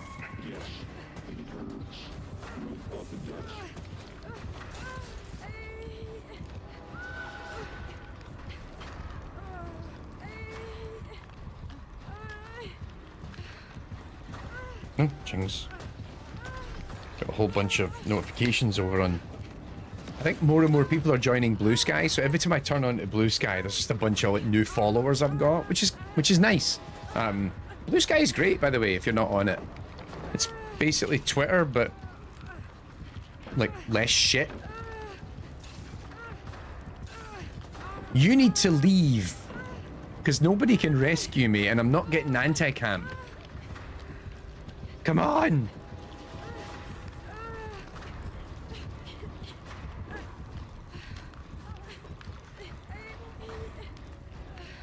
Thank you, David. And now I'm going to get tunneled. Yep, I'm getting tunneled.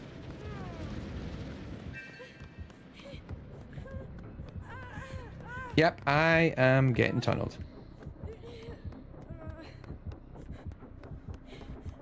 The killer is only interested in me, is not chasing anybody else.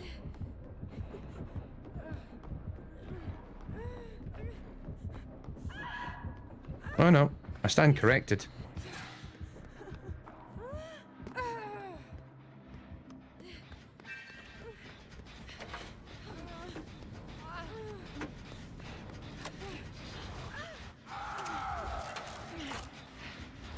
Alrighty. This is always a contentious gen on... This is the RCPD, the Raccoon City Police Department from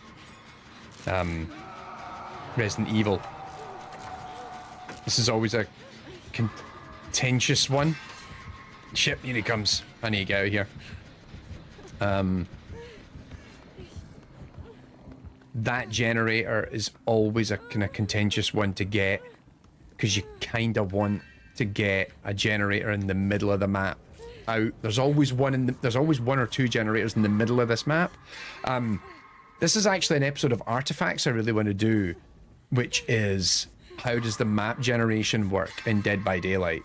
Not just because it's a game that I play a lot and I'm a big fan of, but also equally it's a game where this is a really interesting design problem, because no two runs of the game are the same.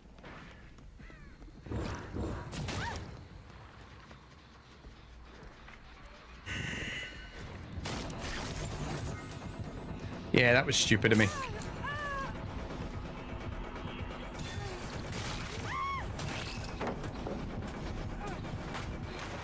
Oh god, he's got fast. Yeah, I am getting tunneled good here. That was my own fault. I should not have stuck around so long to try and get that EMP emitter out of the 3D printer. I'm an idiot.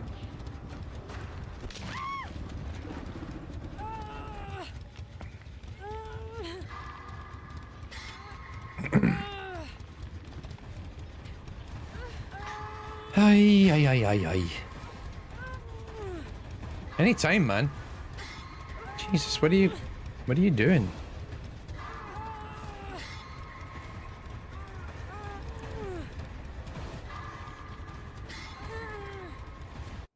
Right, there you go. You heal me up.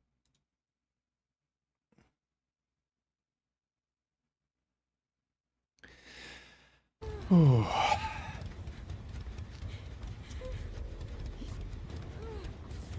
But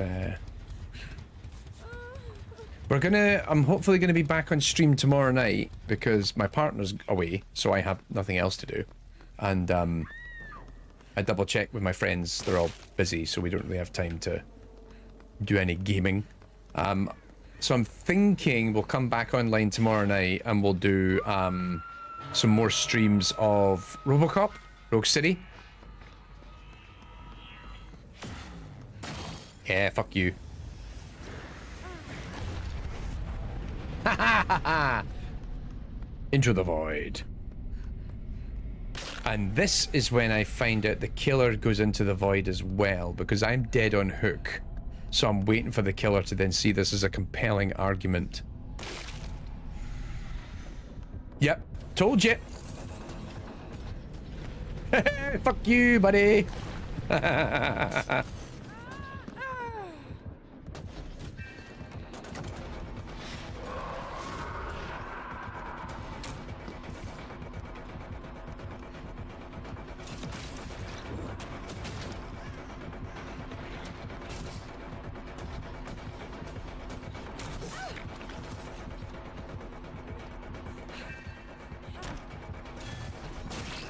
Yep, sure. You can follow me over there if you want.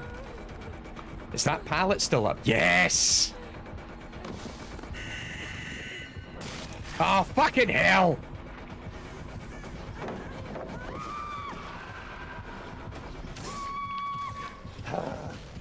Jesus Christ. Tunnel Mitch? Jesus.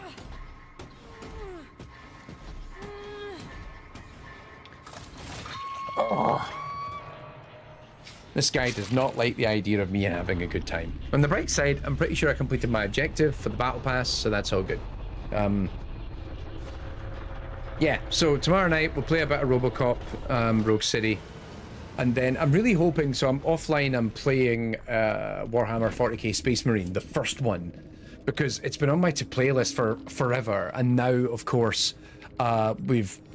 The chat around the sequel is so good right now. I'm like, I need to play this. Jack, actually, critically handsome Jack, this seems like the sort of game you and I should play. We should get it. We should play it together. I hear great things about Space Marine 2.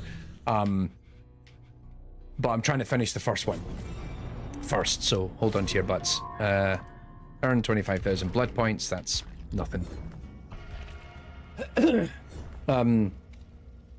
Yeah, I'm trying to clear my backlog as well. Just so, was it this week alone I finished Bloodborne and Prey, which was great. Those two, I've been playing those games since last year, so it's so good to finish them. And that means I can actually finally go and make the design dive episode on Bloodborne that I've been threatening to make now since the Dark Souls episode went live.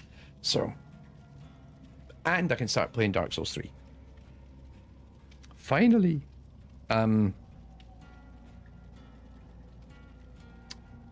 Jesus, yeah, I've made like a whole bunch of followers on Blue Sky in the last like day or so, which I don't have a huge number of Blue Sky followers. I only have about 250 followers on Blue Sky, so I don't actually post that much these days on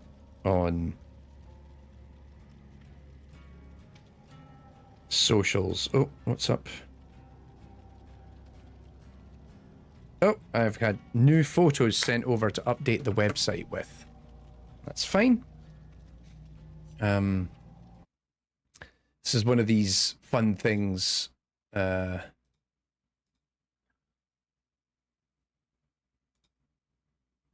I actually? Oh, geez.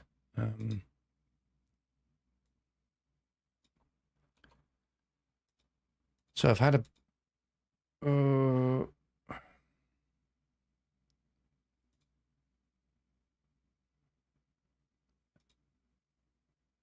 So one of the things we have is, of course, we've got people's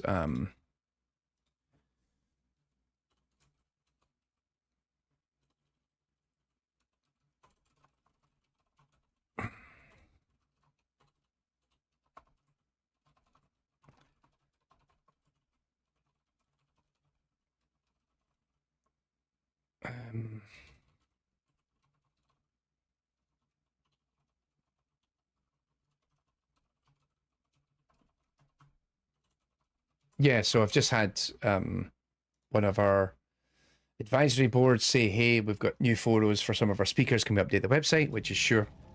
Like, people provide photographs and then like they see them up on the website and they go, oh, actually, I could probably do with a better photograph, which, sure, that's fine. We can do that.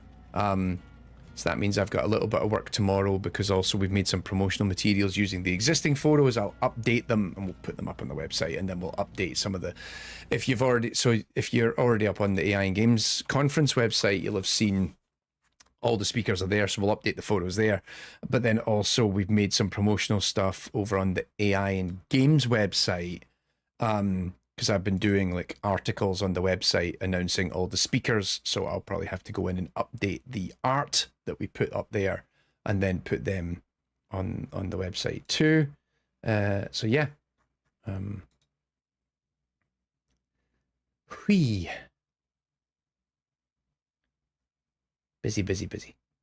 We actually have the final weight. Well, so we've put them all on the website, but every week I've been putting an article up on the AI and Games website, aiandgames.com, giving a bit more of a breakdown and actually giving a little bit more personal insight to some of the speakers, because looking at the... Actually, if I just go and get the conference website up right now.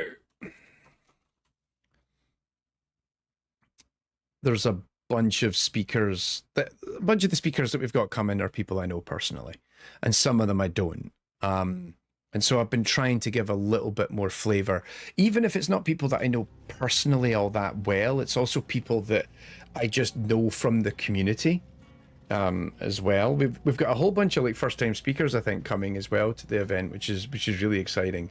But it's also like I see a lot of value in being the person that is able to create a platform that allows for people I know to come and present.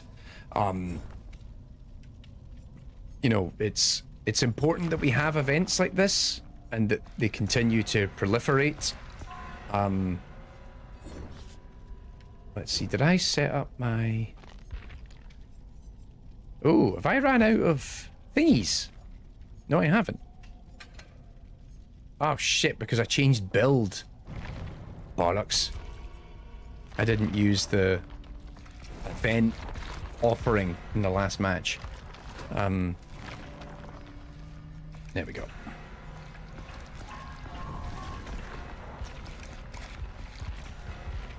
Let's have a better game than last game. Come on.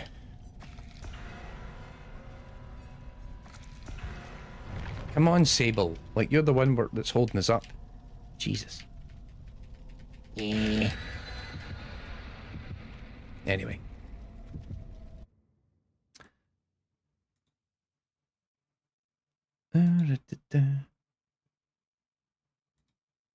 So yeah, we need to update those on the website momentarily.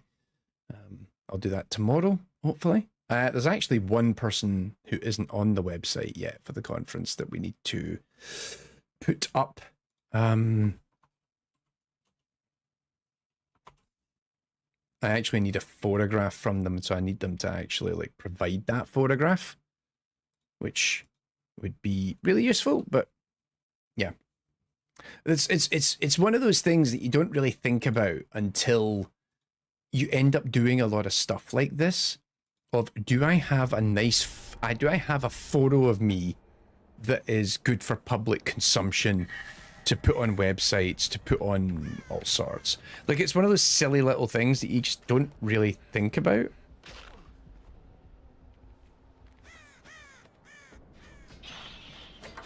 It's Dracula.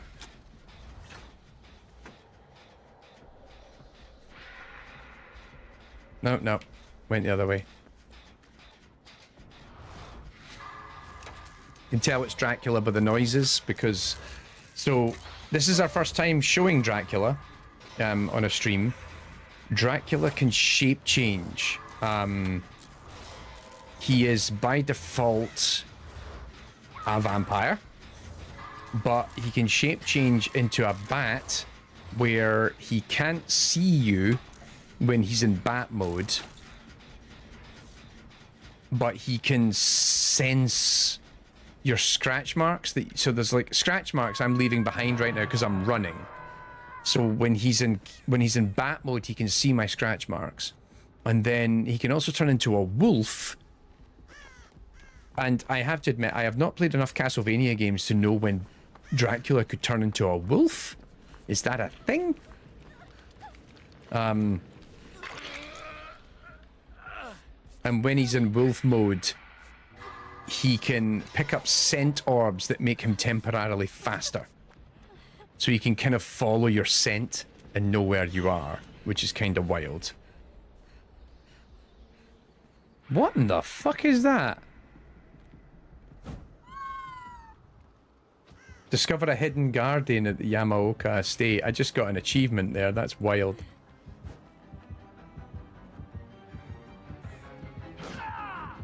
Jesus.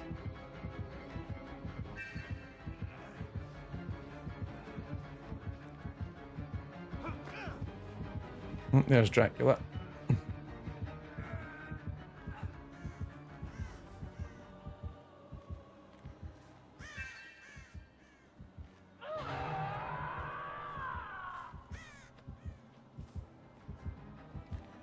I think he just saw me. Nope, he didn't. He went into the void. Whew. Does that mean he's going to pop out the void any minute now? I don't know.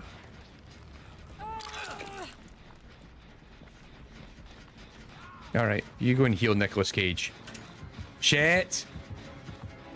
Shit! This is exactly what I was worried about. I think he's in wolf mode now. That's not good.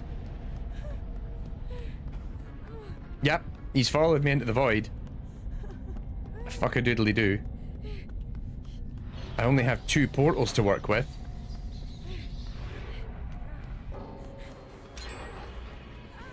Help me! Oh my god, no! I was... Oh, you're fucking joking. Is it from Bram Stoker's novel? Thank you, Jack. I did not know that. I have never read Bram Stoker's Dracula. Perhaps I should. I should add it to my reading list. I was so close to getting out the void that he literally hit me on the frame, I think, as I was about to teleport out of the void. That is rage-inducing. But yes, I didn't know that Dracula can turn into a wolf. But he only turned into a bat when I was in the void there.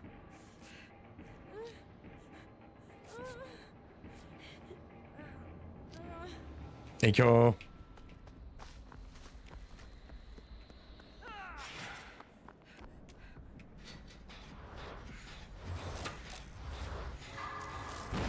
Shit!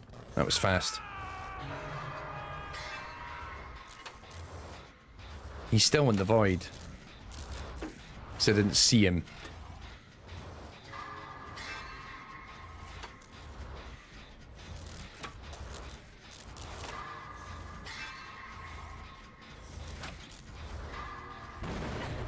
Uh-oh. Yeah, if I was Dracula, I'd be coming this way too.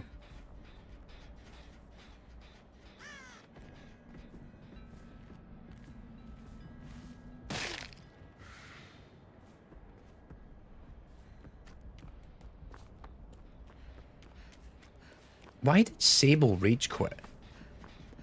Disconnect, maybe? Oh, shit.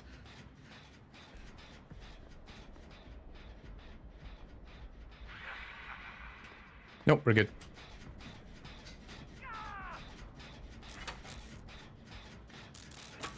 Hoi.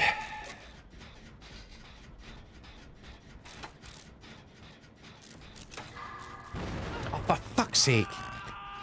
That's a hex. I forget what it's called. But this hex basically makes a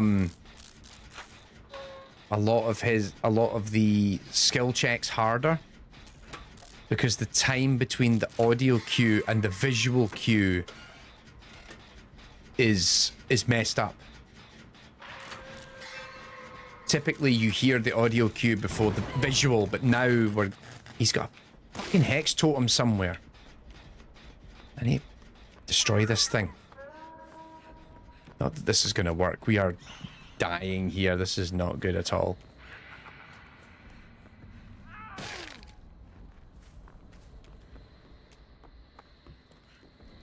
Oh, that might be it. The book's okay. It's not the easiest of reads. It's not written as a story rather than as journal entries, and so okay, interesting. I mean, I've read, like, if you've ever read like Cormac McCarthy's The Road, that's a kind of similar thing in that it's sort of taken in a first person, but it's a very broken style of writing. So yeah, I've got no objection to that sort of thing.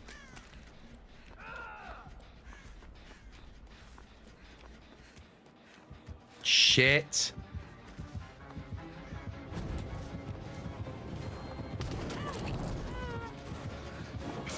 Ah, fucking hell. I tried to. Because I realised that not only have I never read the book, I've actually never seen the film either. So it's one of those like weird things that you just see every now and then gets mentioned, and I'm like, yeah, I never actually saw that. Even though it was a big thing in the 90s. This guy's a slugger, he really is.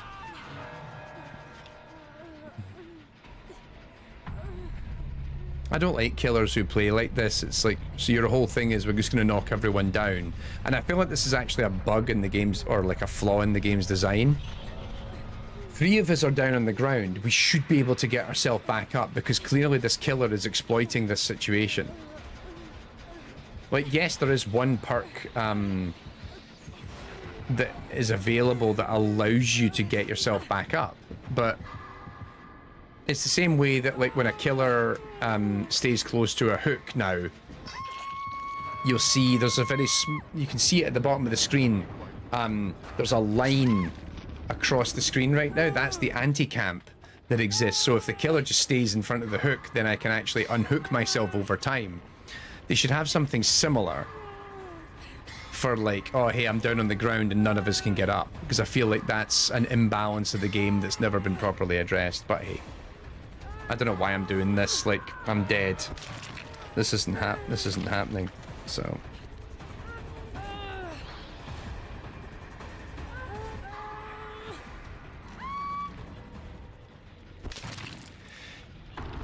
oi, rough. Times it. We'll play for a little bit longer. We'll call it a day. I still have rum.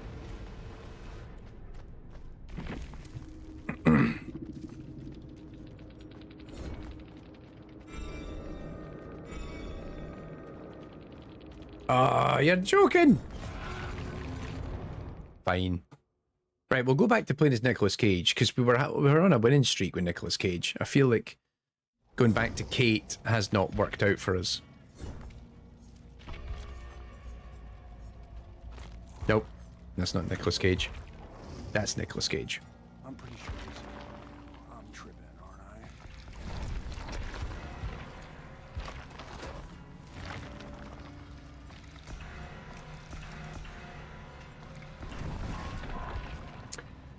Son of a beeswax.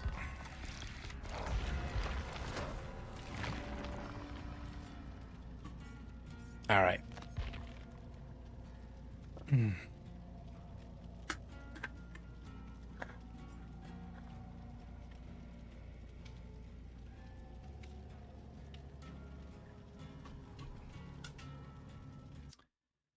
Oy vey.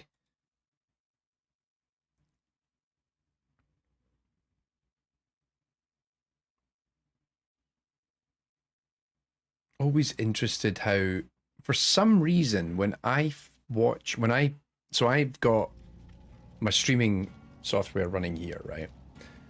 But I also tend to have a window open just to, because my stream chat comes through Streamlabs. But sometimes the YouTube chat doesn't go into my stream chat the way I want it to. So instead, I often have, because I'm streaming on YouTube and Twitch at the same time, so I have the YouTube version running next to me, just to keep an eye on the conversation there. But, like, for some reason, the YouTube will often develop a delay over time, and it's really small, but I'll notice how, like, I'm playing, and then I look over here to YouTube, and it's showing you, like, 2 matches ago. And I'm like, well, how did that happen? Because then critically, I'll refresh it, and it will come back to, like, 10 seconds ago. Like, what is happening with the YouTube streaming setup? It's so broken. And now I will amuse myself by reading the news.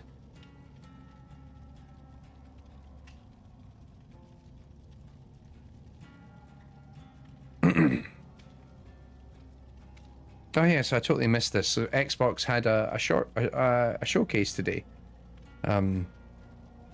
What are the highlights? Alan Wake 2's DLC, second wave of DLC, will launch on October 22nd. I bought Alan Wake 2 a little while ago. I really want to play it. Bloober Team has revealed its next horror game, Chronos: The New Dawn. It's set to arrive in 2025. Bloober Team, of course, who just made the recently released Silent Hill 2 remake. Double 11 has a new first-person shooter called Blindfire. The game is out today on via early access on Xbox and PC. It's a first-person shooter in which removing light is a key mechanic. That's all right. That's interesting. Like a Dragon Pirate Yakuza in Hawaii, which is the next entry of the Yakuza series with Majima Goro, is apparently coming out a week earlier than planned on February 21st. I'm still on Yakuza 1, so no chance of that. Mouse PI for Hire, a black and white cartoon combat game, comes out in 2025. Subnautica 2 has been teased. Animal Well is now available to buy and play on Xbox. Let's see.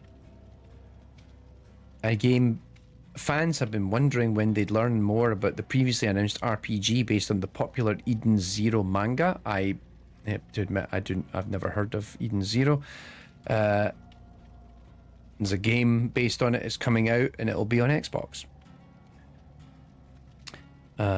Eternal Strands, which is a game being created by Mike Laidlaw, who's the former creative director of Dragon Age. Kind of an open world physics focused RPG, comes to Game Pass next year.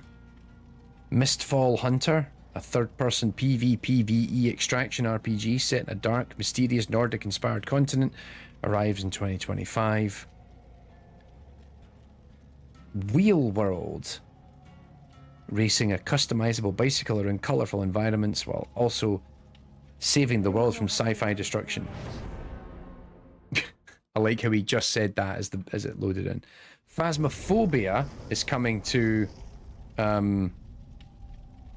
Xbox on October 29th. It's also coming to PSVR 2. And I'm assuming PS5. The Legend of Babu, about a dude and his dog. That looks like a fun game. No, don't leave the lobby.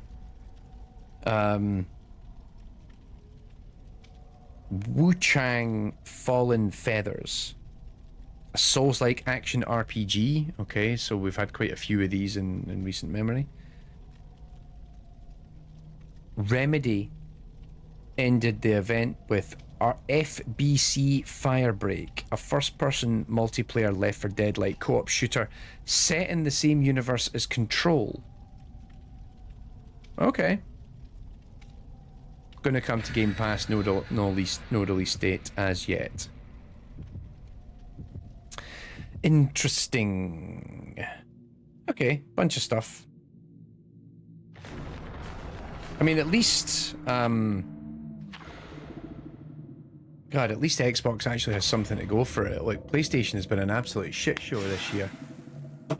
Like, to their credit, they've had two really good games. They've had Helldivers 2 and Astrobot. And I really want to play Astrobot. I hear so many good things about Astrobot at the moment. But it's like, there's not really anything coming out on PlayStation that's of any interest. Oh, they're remastering Horizon Zero Dawn and, well, Concord. That happened. Like, they've had an absolutely nightmare year. Well, in between shutting down other studios and letting people off. Who's going to poke our eyes this time? Okay. There's a gen. Oh, corrupt intervention. Which means that they block the gen.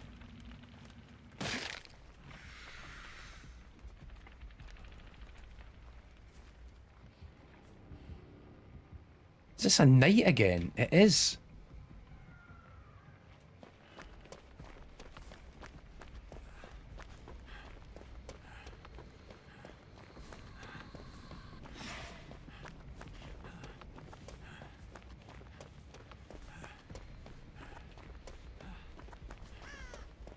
Right.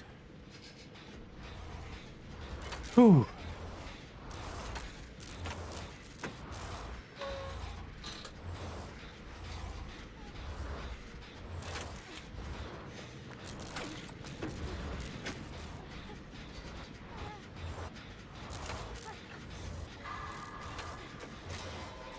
You don't often see a lot of knights. To see two knights in one evening 2 nights in 1 night.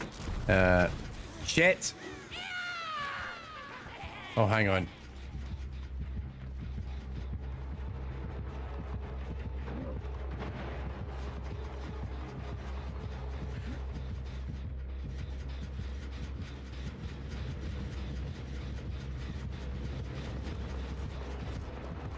Shit!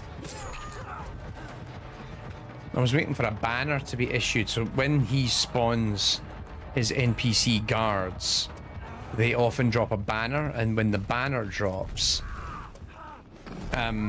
shit! When the banners drop, if you collect the banner, it actually disables the guard. I need to just keep running and hope I can outrun him for long enough. That sound means that his banner just dropped. Shit in hell. So the horn means that a banner dropped for him. What I was trying to do was wait until the banner dropped. Because if it's chasing someone, if you collect the banner, it immediately kills the phantom NPC that's chasing you. Shit. Shit, he's coming looking for me now. I should get myself under a pallet. I don't have enough time.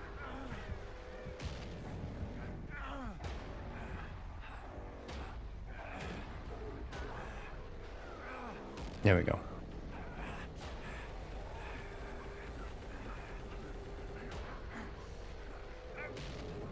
But I don't have any perk to pick myself up, so I'm just going to be sitting here for a minute.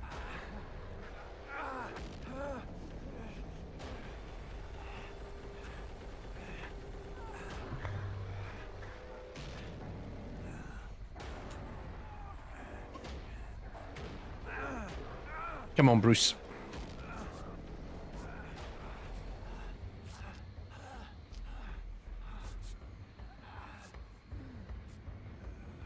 I just got an achievement for that as well. It's so funny, I'm now getting all the achievements I already have on Xbox now on Steam. Thank you. Where's the nearest? Oh, there's a gen over there. Well, this match is going terribly. Fuck's sake!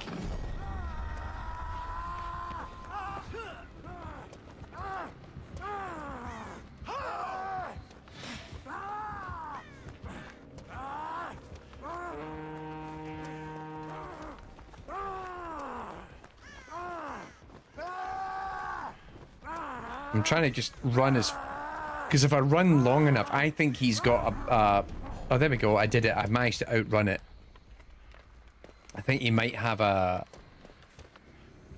thing that allows him to extend the duration of his NPCs.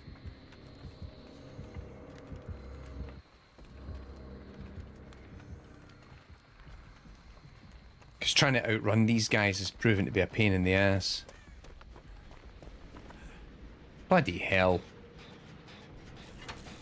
Yeah, this is going terribly. Alright, come on, Lara. Let's unfuck this situation.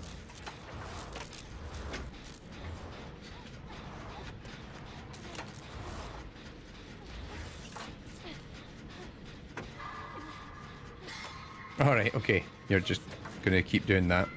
Fine.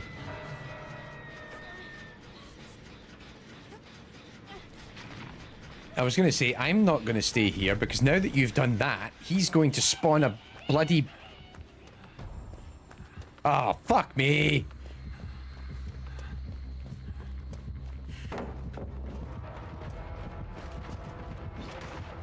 This is bad. Oh, good. I'm no longer instantly downable. That's good. Well, I stunned him.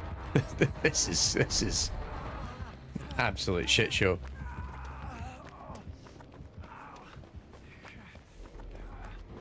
We haven't repaired a single gen.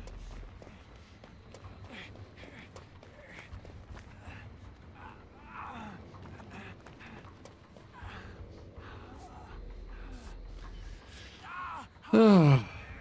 Yeah, this game's a bogey. Where's he coming from? shit in hell. Thanks.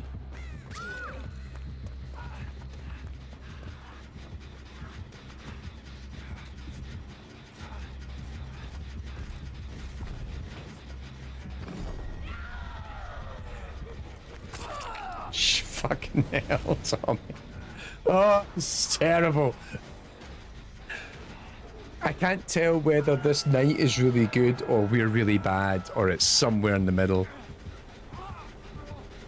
Stream lights are too bright for this time of night. I need to bring them down a bit. That's better.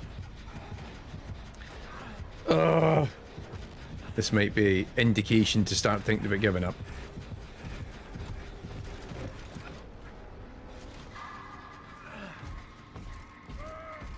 I don't know what's funnier, the fact that this game's going terribly or the fact that, yay, we got a gen. Like, this is the first time I've been hooked.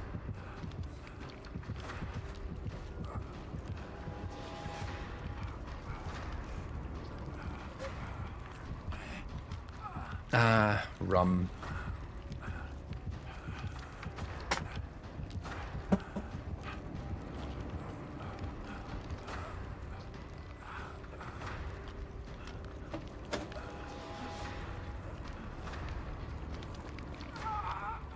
Oh, here we go. You gonna heal me up? Oh, he's savvy. He's going to spawn a guard or... Nope, he's not.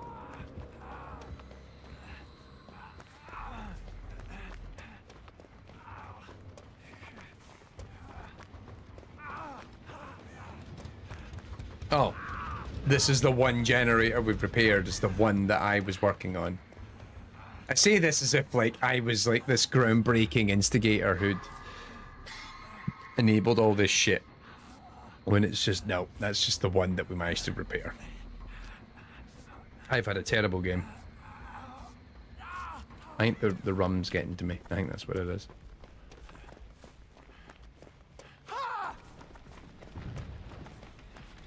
Oh, for fucking hell!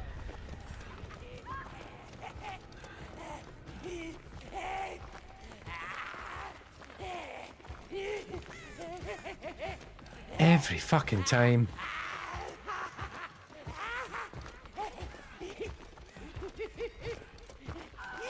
He's right behind me. Jesus, there he is.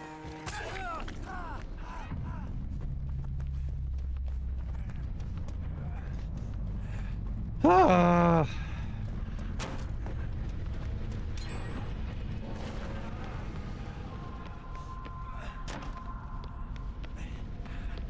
I'm waiting for the killer to just come and join me, because he knows I'm in the void.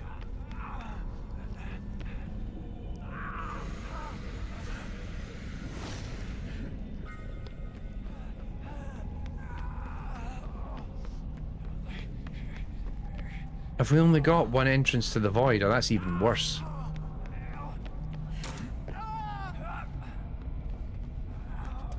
I'm digging the verticality of this, though. That's quite neat.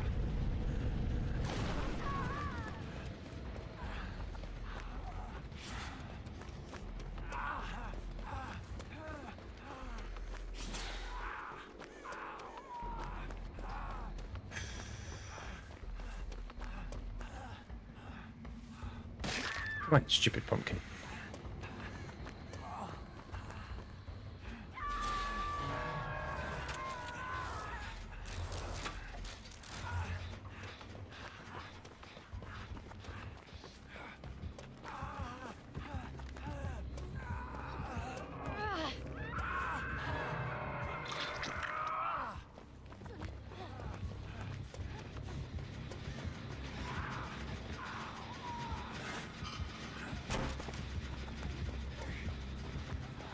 Didn't mean for that to happen, but okay.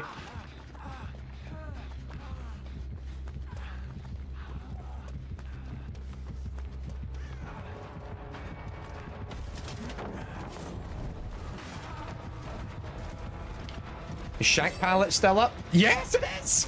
Fuck you!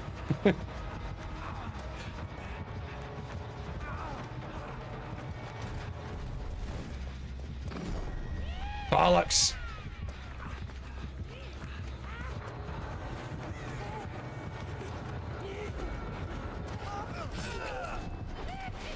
What? I dropped my smoke. Oh, the smoke grenade didn't actually drop properly. I tried, but no luck.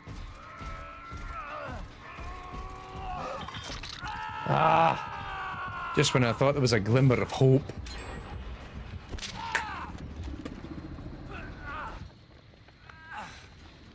Good lord. I think this is game over.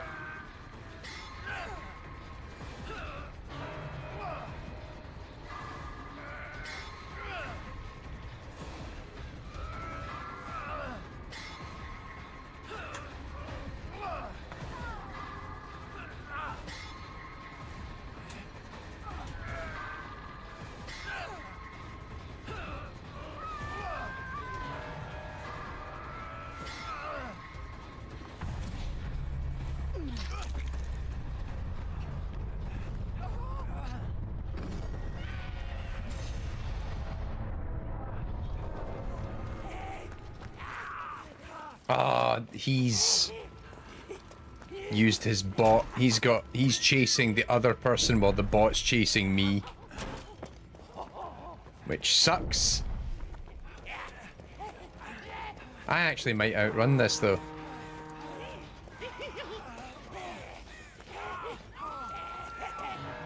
Yeah, I will outrun this. But then he's gonna find me and kill me, so, you know, what's the point?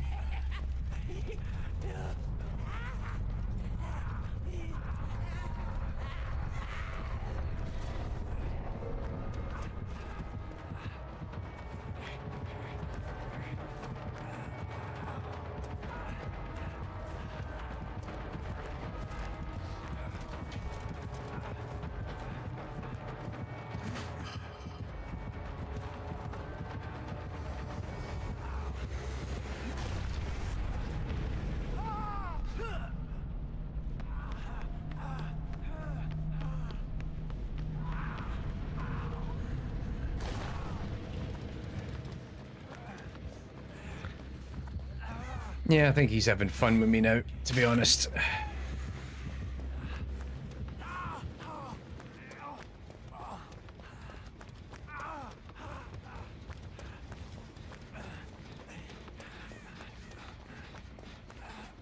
Where's the hatch?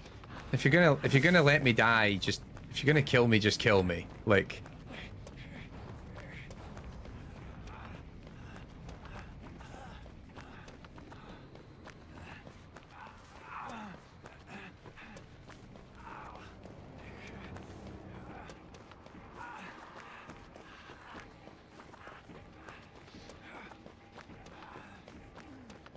oh, this is annoying.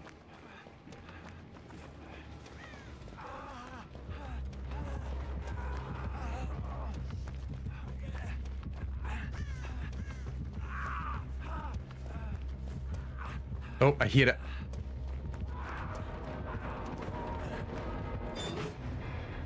Ah. Yeah, he gave me the hatch there. I didn't get that through any of my skill in my own right. He let me have that for sure.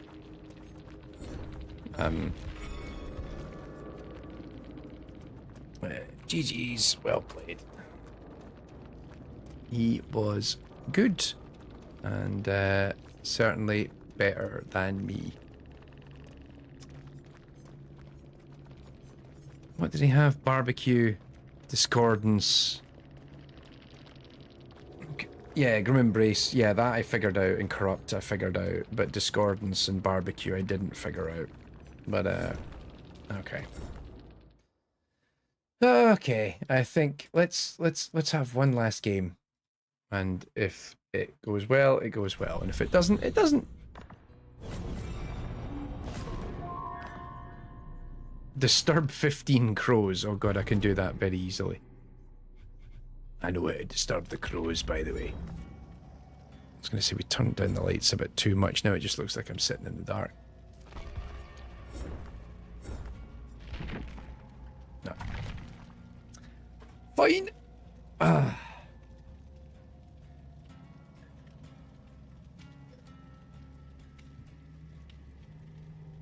What else is happening?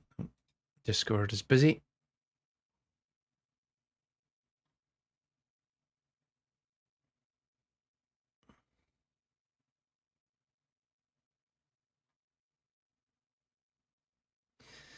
All right, bunch of conversation going on in the Discord server right now. That's interesting.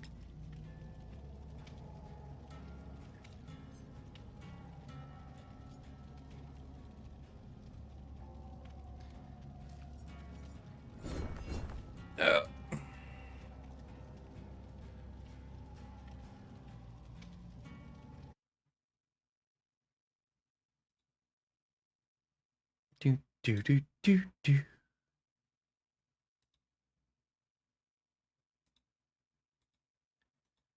I have not had any more emails offering me access to the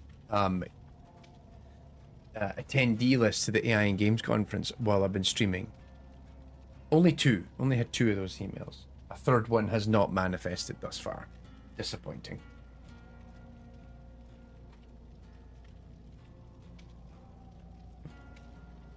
Not getting notifications on my phone.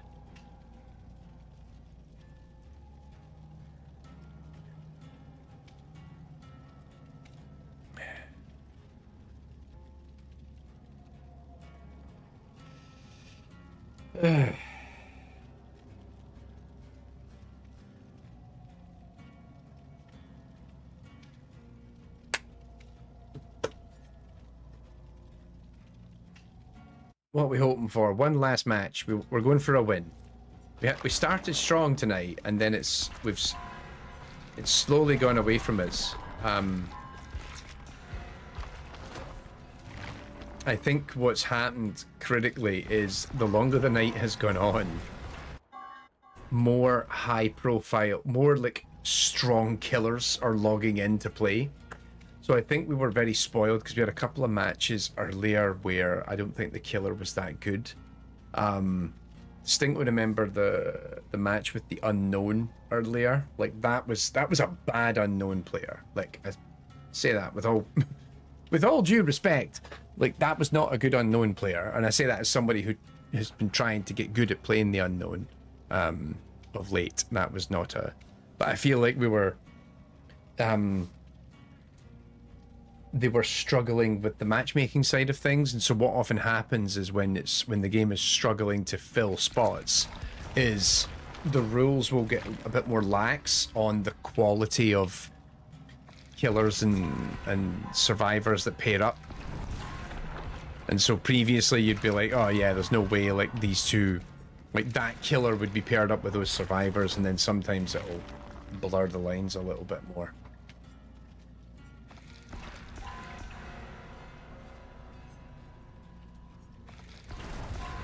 Right, how many of those have I unlocked now? Oh, it's only got 3. Okay, that's fine. I was like, how many more have I now accidentally accumulated?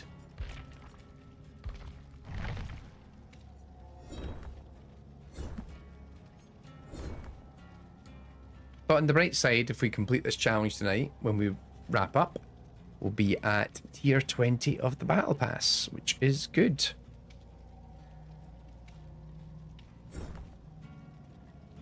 Come on, game. Matchmaking slow.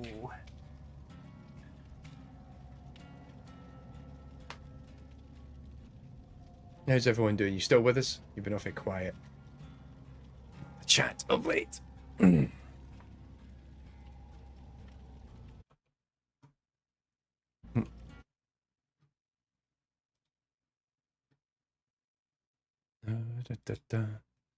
Back at ogling that X-Mansion Lego set. That is a thing of beauty. It really is. All right. Who we got? 3 med kits in a toolbox. 3 med kits in a toolbox. Walk into a bar. Okay, last game. Game face. Let's go. Let's get a win. End on a high note. Whether we do, that's a whole other thing. But optimism, big energy. Come on, Hattie. There we go. That's a good outfit on Hattie. I like that one.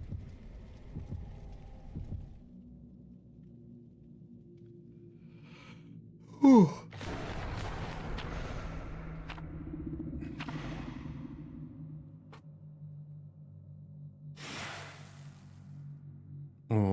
we didn't get to see what the killer did.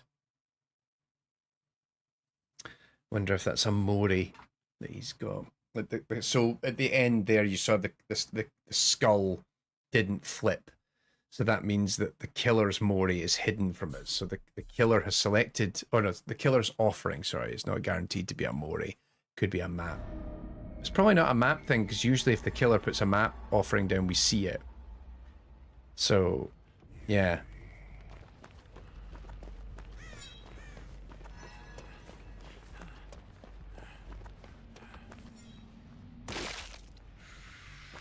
So yes, disturb 15 crows.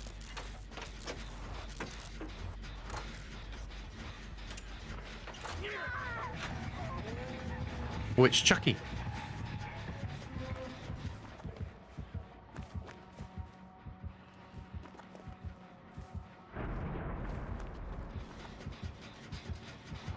Nope, he's coming back.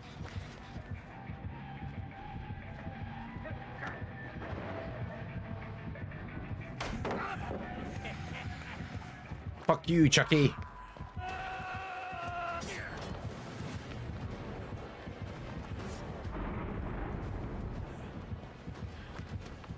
Oh, he's pissed at now. He's coming for me. Because I fucked him.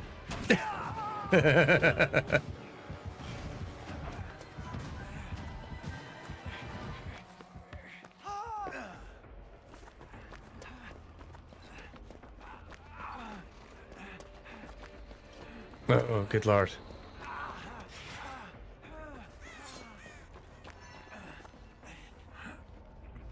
Alright, let's heal up what we can. If I was given the opportunity to design something AI related to this game, what would you add or change that you think might be fun or better? Has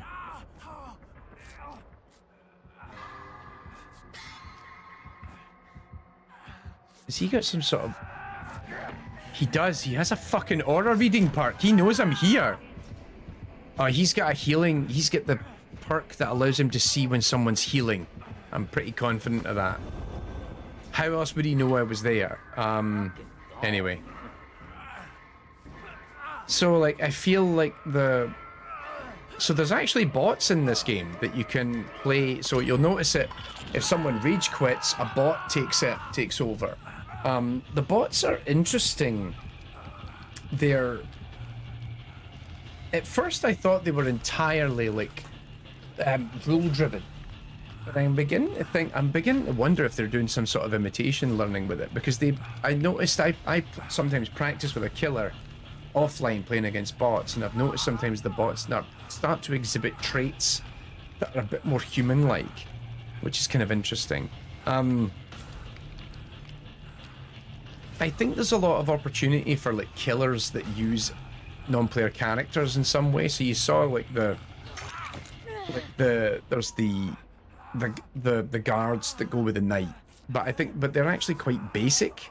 They don't do anything particularly nuanced. Same with like the nemesis from Resident Evil who's in the game. He has zombies that kind of patrol the map, but they're actually really, really dumb.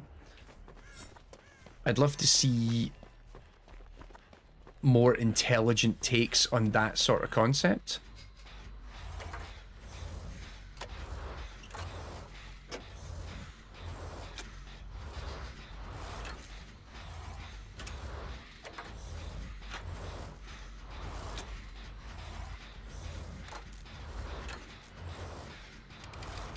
I mean, actually, the one thing that the game doesn't have right now is bots for the killers. So you can have bots for survivors, but not bots for killers. And I do think the bots, like, they didn't make a big deal of it because the bots were already in the mobile version of the game. But they added the bots to the game last year, and the big difference that it made was if someone rage quits in the opening minute of the match, which historically used to happen a lot, because a particular killer's playing with a particular loadout, someone just be like, oh fuck this, because they get downed in the first minute, and so they get very upset about it and rage quit. So now, if they rage quit, a bot takes over for them, which is actually great, and I'd love to see more of that sort of thing, where, oh actually, what happens if you get a bot that plays as the killer, and it allows players to just learn a little bit more about a killer outside of the meta. I think that would actually be quite an interesting thing to explore.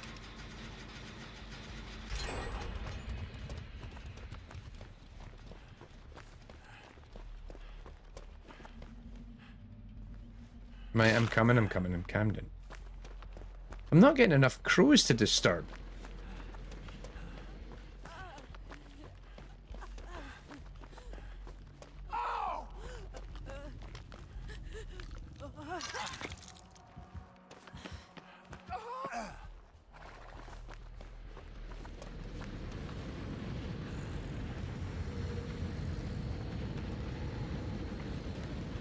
So, critically, so we're playing against Chucky, right?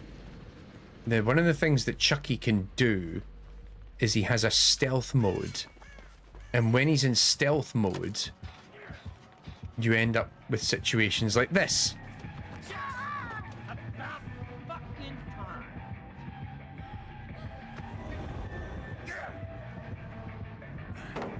Ah, tried. I went for it.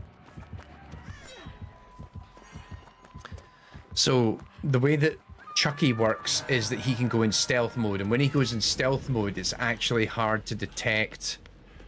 You can't tell where he is anymore. Instead, you can see a lot of footprints kicking about, and the pitter-patter of footprints is far more pervasive, even when he's nowhere near you. So you get lots of footprint pitter-patter, even when he's not actually nearby.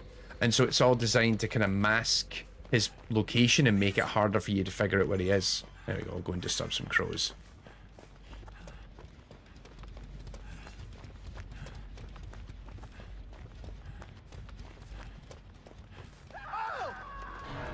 Oh, he's got friends at the end.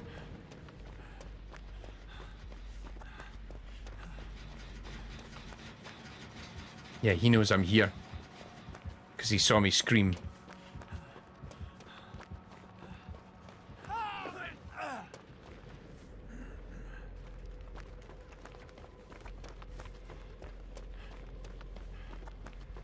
I will run away.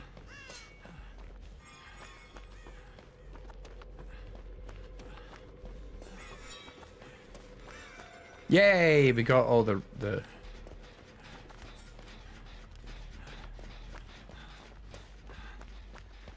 Whoops, we took so long that... Oh no, there we go. Well, that's not going well over there.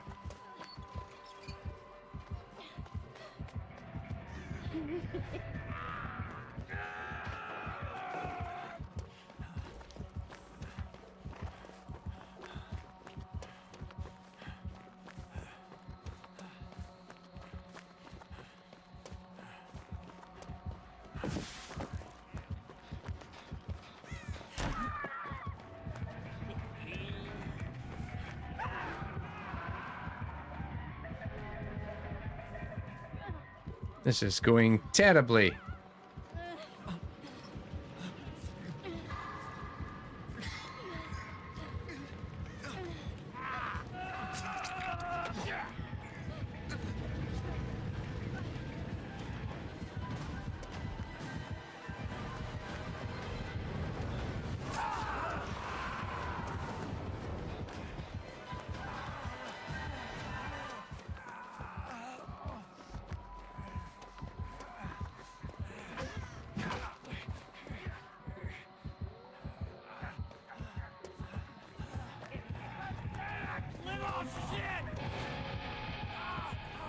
Shit! Shit! Shit! I thought he went to do the pickup there. I completely misjudged it. Ah well. No, please, let's just stop for a moment. Take a deep breath. I think it's past the spleen, just north of my liver, and it hurts. I'm having trouble breathing now. See, we need more Nicolas Cage in this game, clearly. Actually, why am I bothering? This is game over. Just let it die.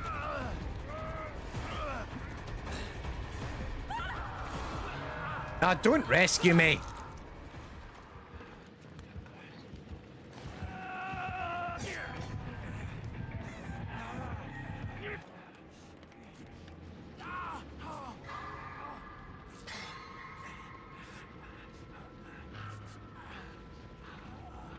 Oh, he moried her. Yeah, that was what happened. It was a mori that he collected. I did wonder earlier when we didn't see what his offering was. I'm like, maybe it's a mori, but it was. Because she is very much dead. Maybe if we're lucky, we get mori too. Like, Chucky's mori is quite fun.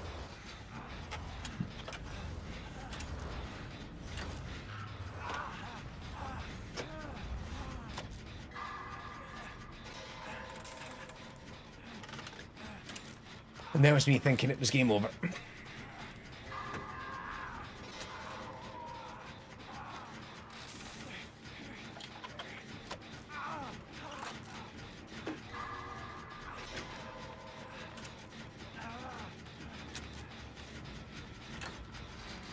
Come on, Nicolas Cage, you can do it.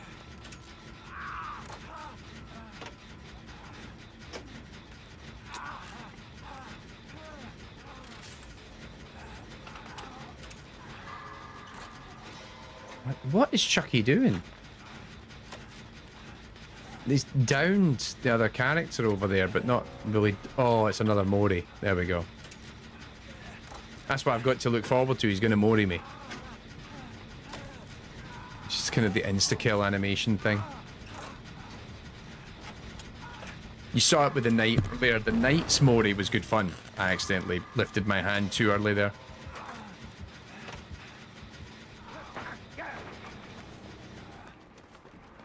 No, let me run away.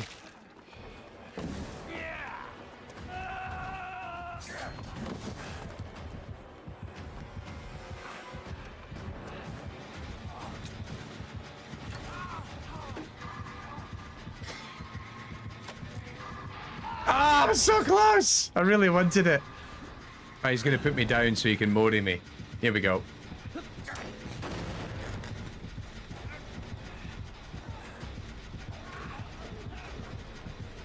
Come on, bud. Yeah, here's a good spot. Go for the Mori. Let's do it. I turned my camera off and everything. Come and Mori me.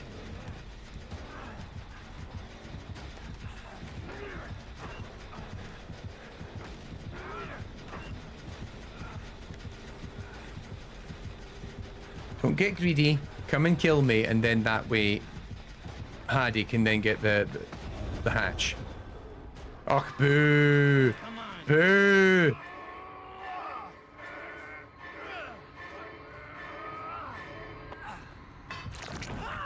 Fucking boo! Fucking boo! I wanted a Mori there, I didn't get it. Fucking boo.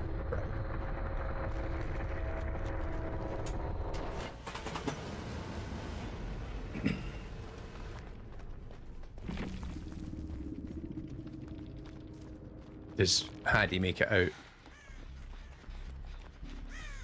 Come on, you can do it. Find that hatch.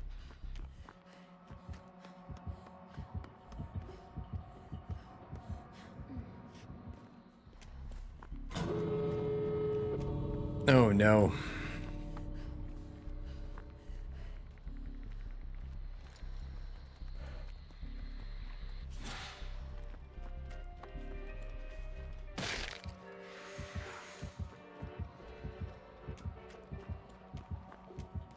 So right, I'm pretty sure he had Nurse's Calling, which was the one that allows him to see when someone's healing themselves. Because I'm pretty sure that's what happened earlier.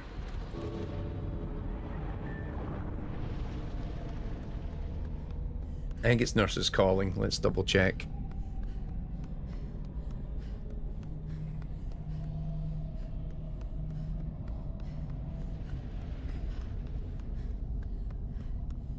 You going for another one of those smoke bomb things? I don't think you have enough energy though. Ah, so close. Hadi, you need to go for a gate. You're not going to make it out unless you go for a gate now. Oh my god. That's funny.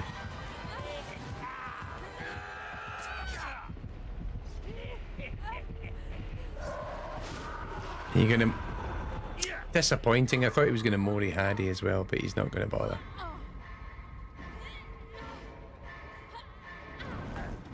Oh no, here we go. He's gonna do it.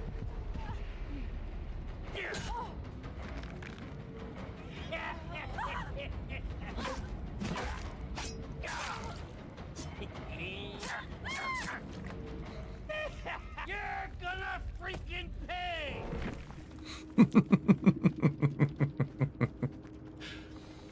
So, like, it's quite a visceral death animation, but I think sometimes it's actually the voice line that goes with it. Because sometimes it has a whole bunch of different voice lines that they can play when that happens, and some of them are quite humorous. Yeah, did have nurses calling. The ability to see people healing or being healed when they are within 28 meters. That's how he found me earlier. Lethal Pursuer, that makes sense. It just gives you a boost to any existing aura read. Friends till the end, we knew that he had that. So, like, that moves the obsession around, and then, like, whichever character's the obsession can become exposed. Nowhere to hide, so that is a perk where if he damages a generator, you can see everyone around him. Like, I like Nowhere to Hide, that's a good perk. Console player, so fuck him. Not gonna say anything nice about him. Love how I became such a PC Master Race player within a couple of months now that the cross progression's been enabled on this game. Alrighty. Drop pallets. Right, that's fine. We'll do that tomorrow. Okay. That's us for one night. Thanks very much for tuning in. I need to go and get some sleep because I've got the gym in about 8 hours time. So yeah, I'll be back on tomorrow night. We'll stream a little bit of RoboCop, I think. And yeah, y'all have a good one. And thanks for hanging out with us tonight. It's been good fun. And yeah, I'll catch you tomorrow. All right, take it easy. Ooh.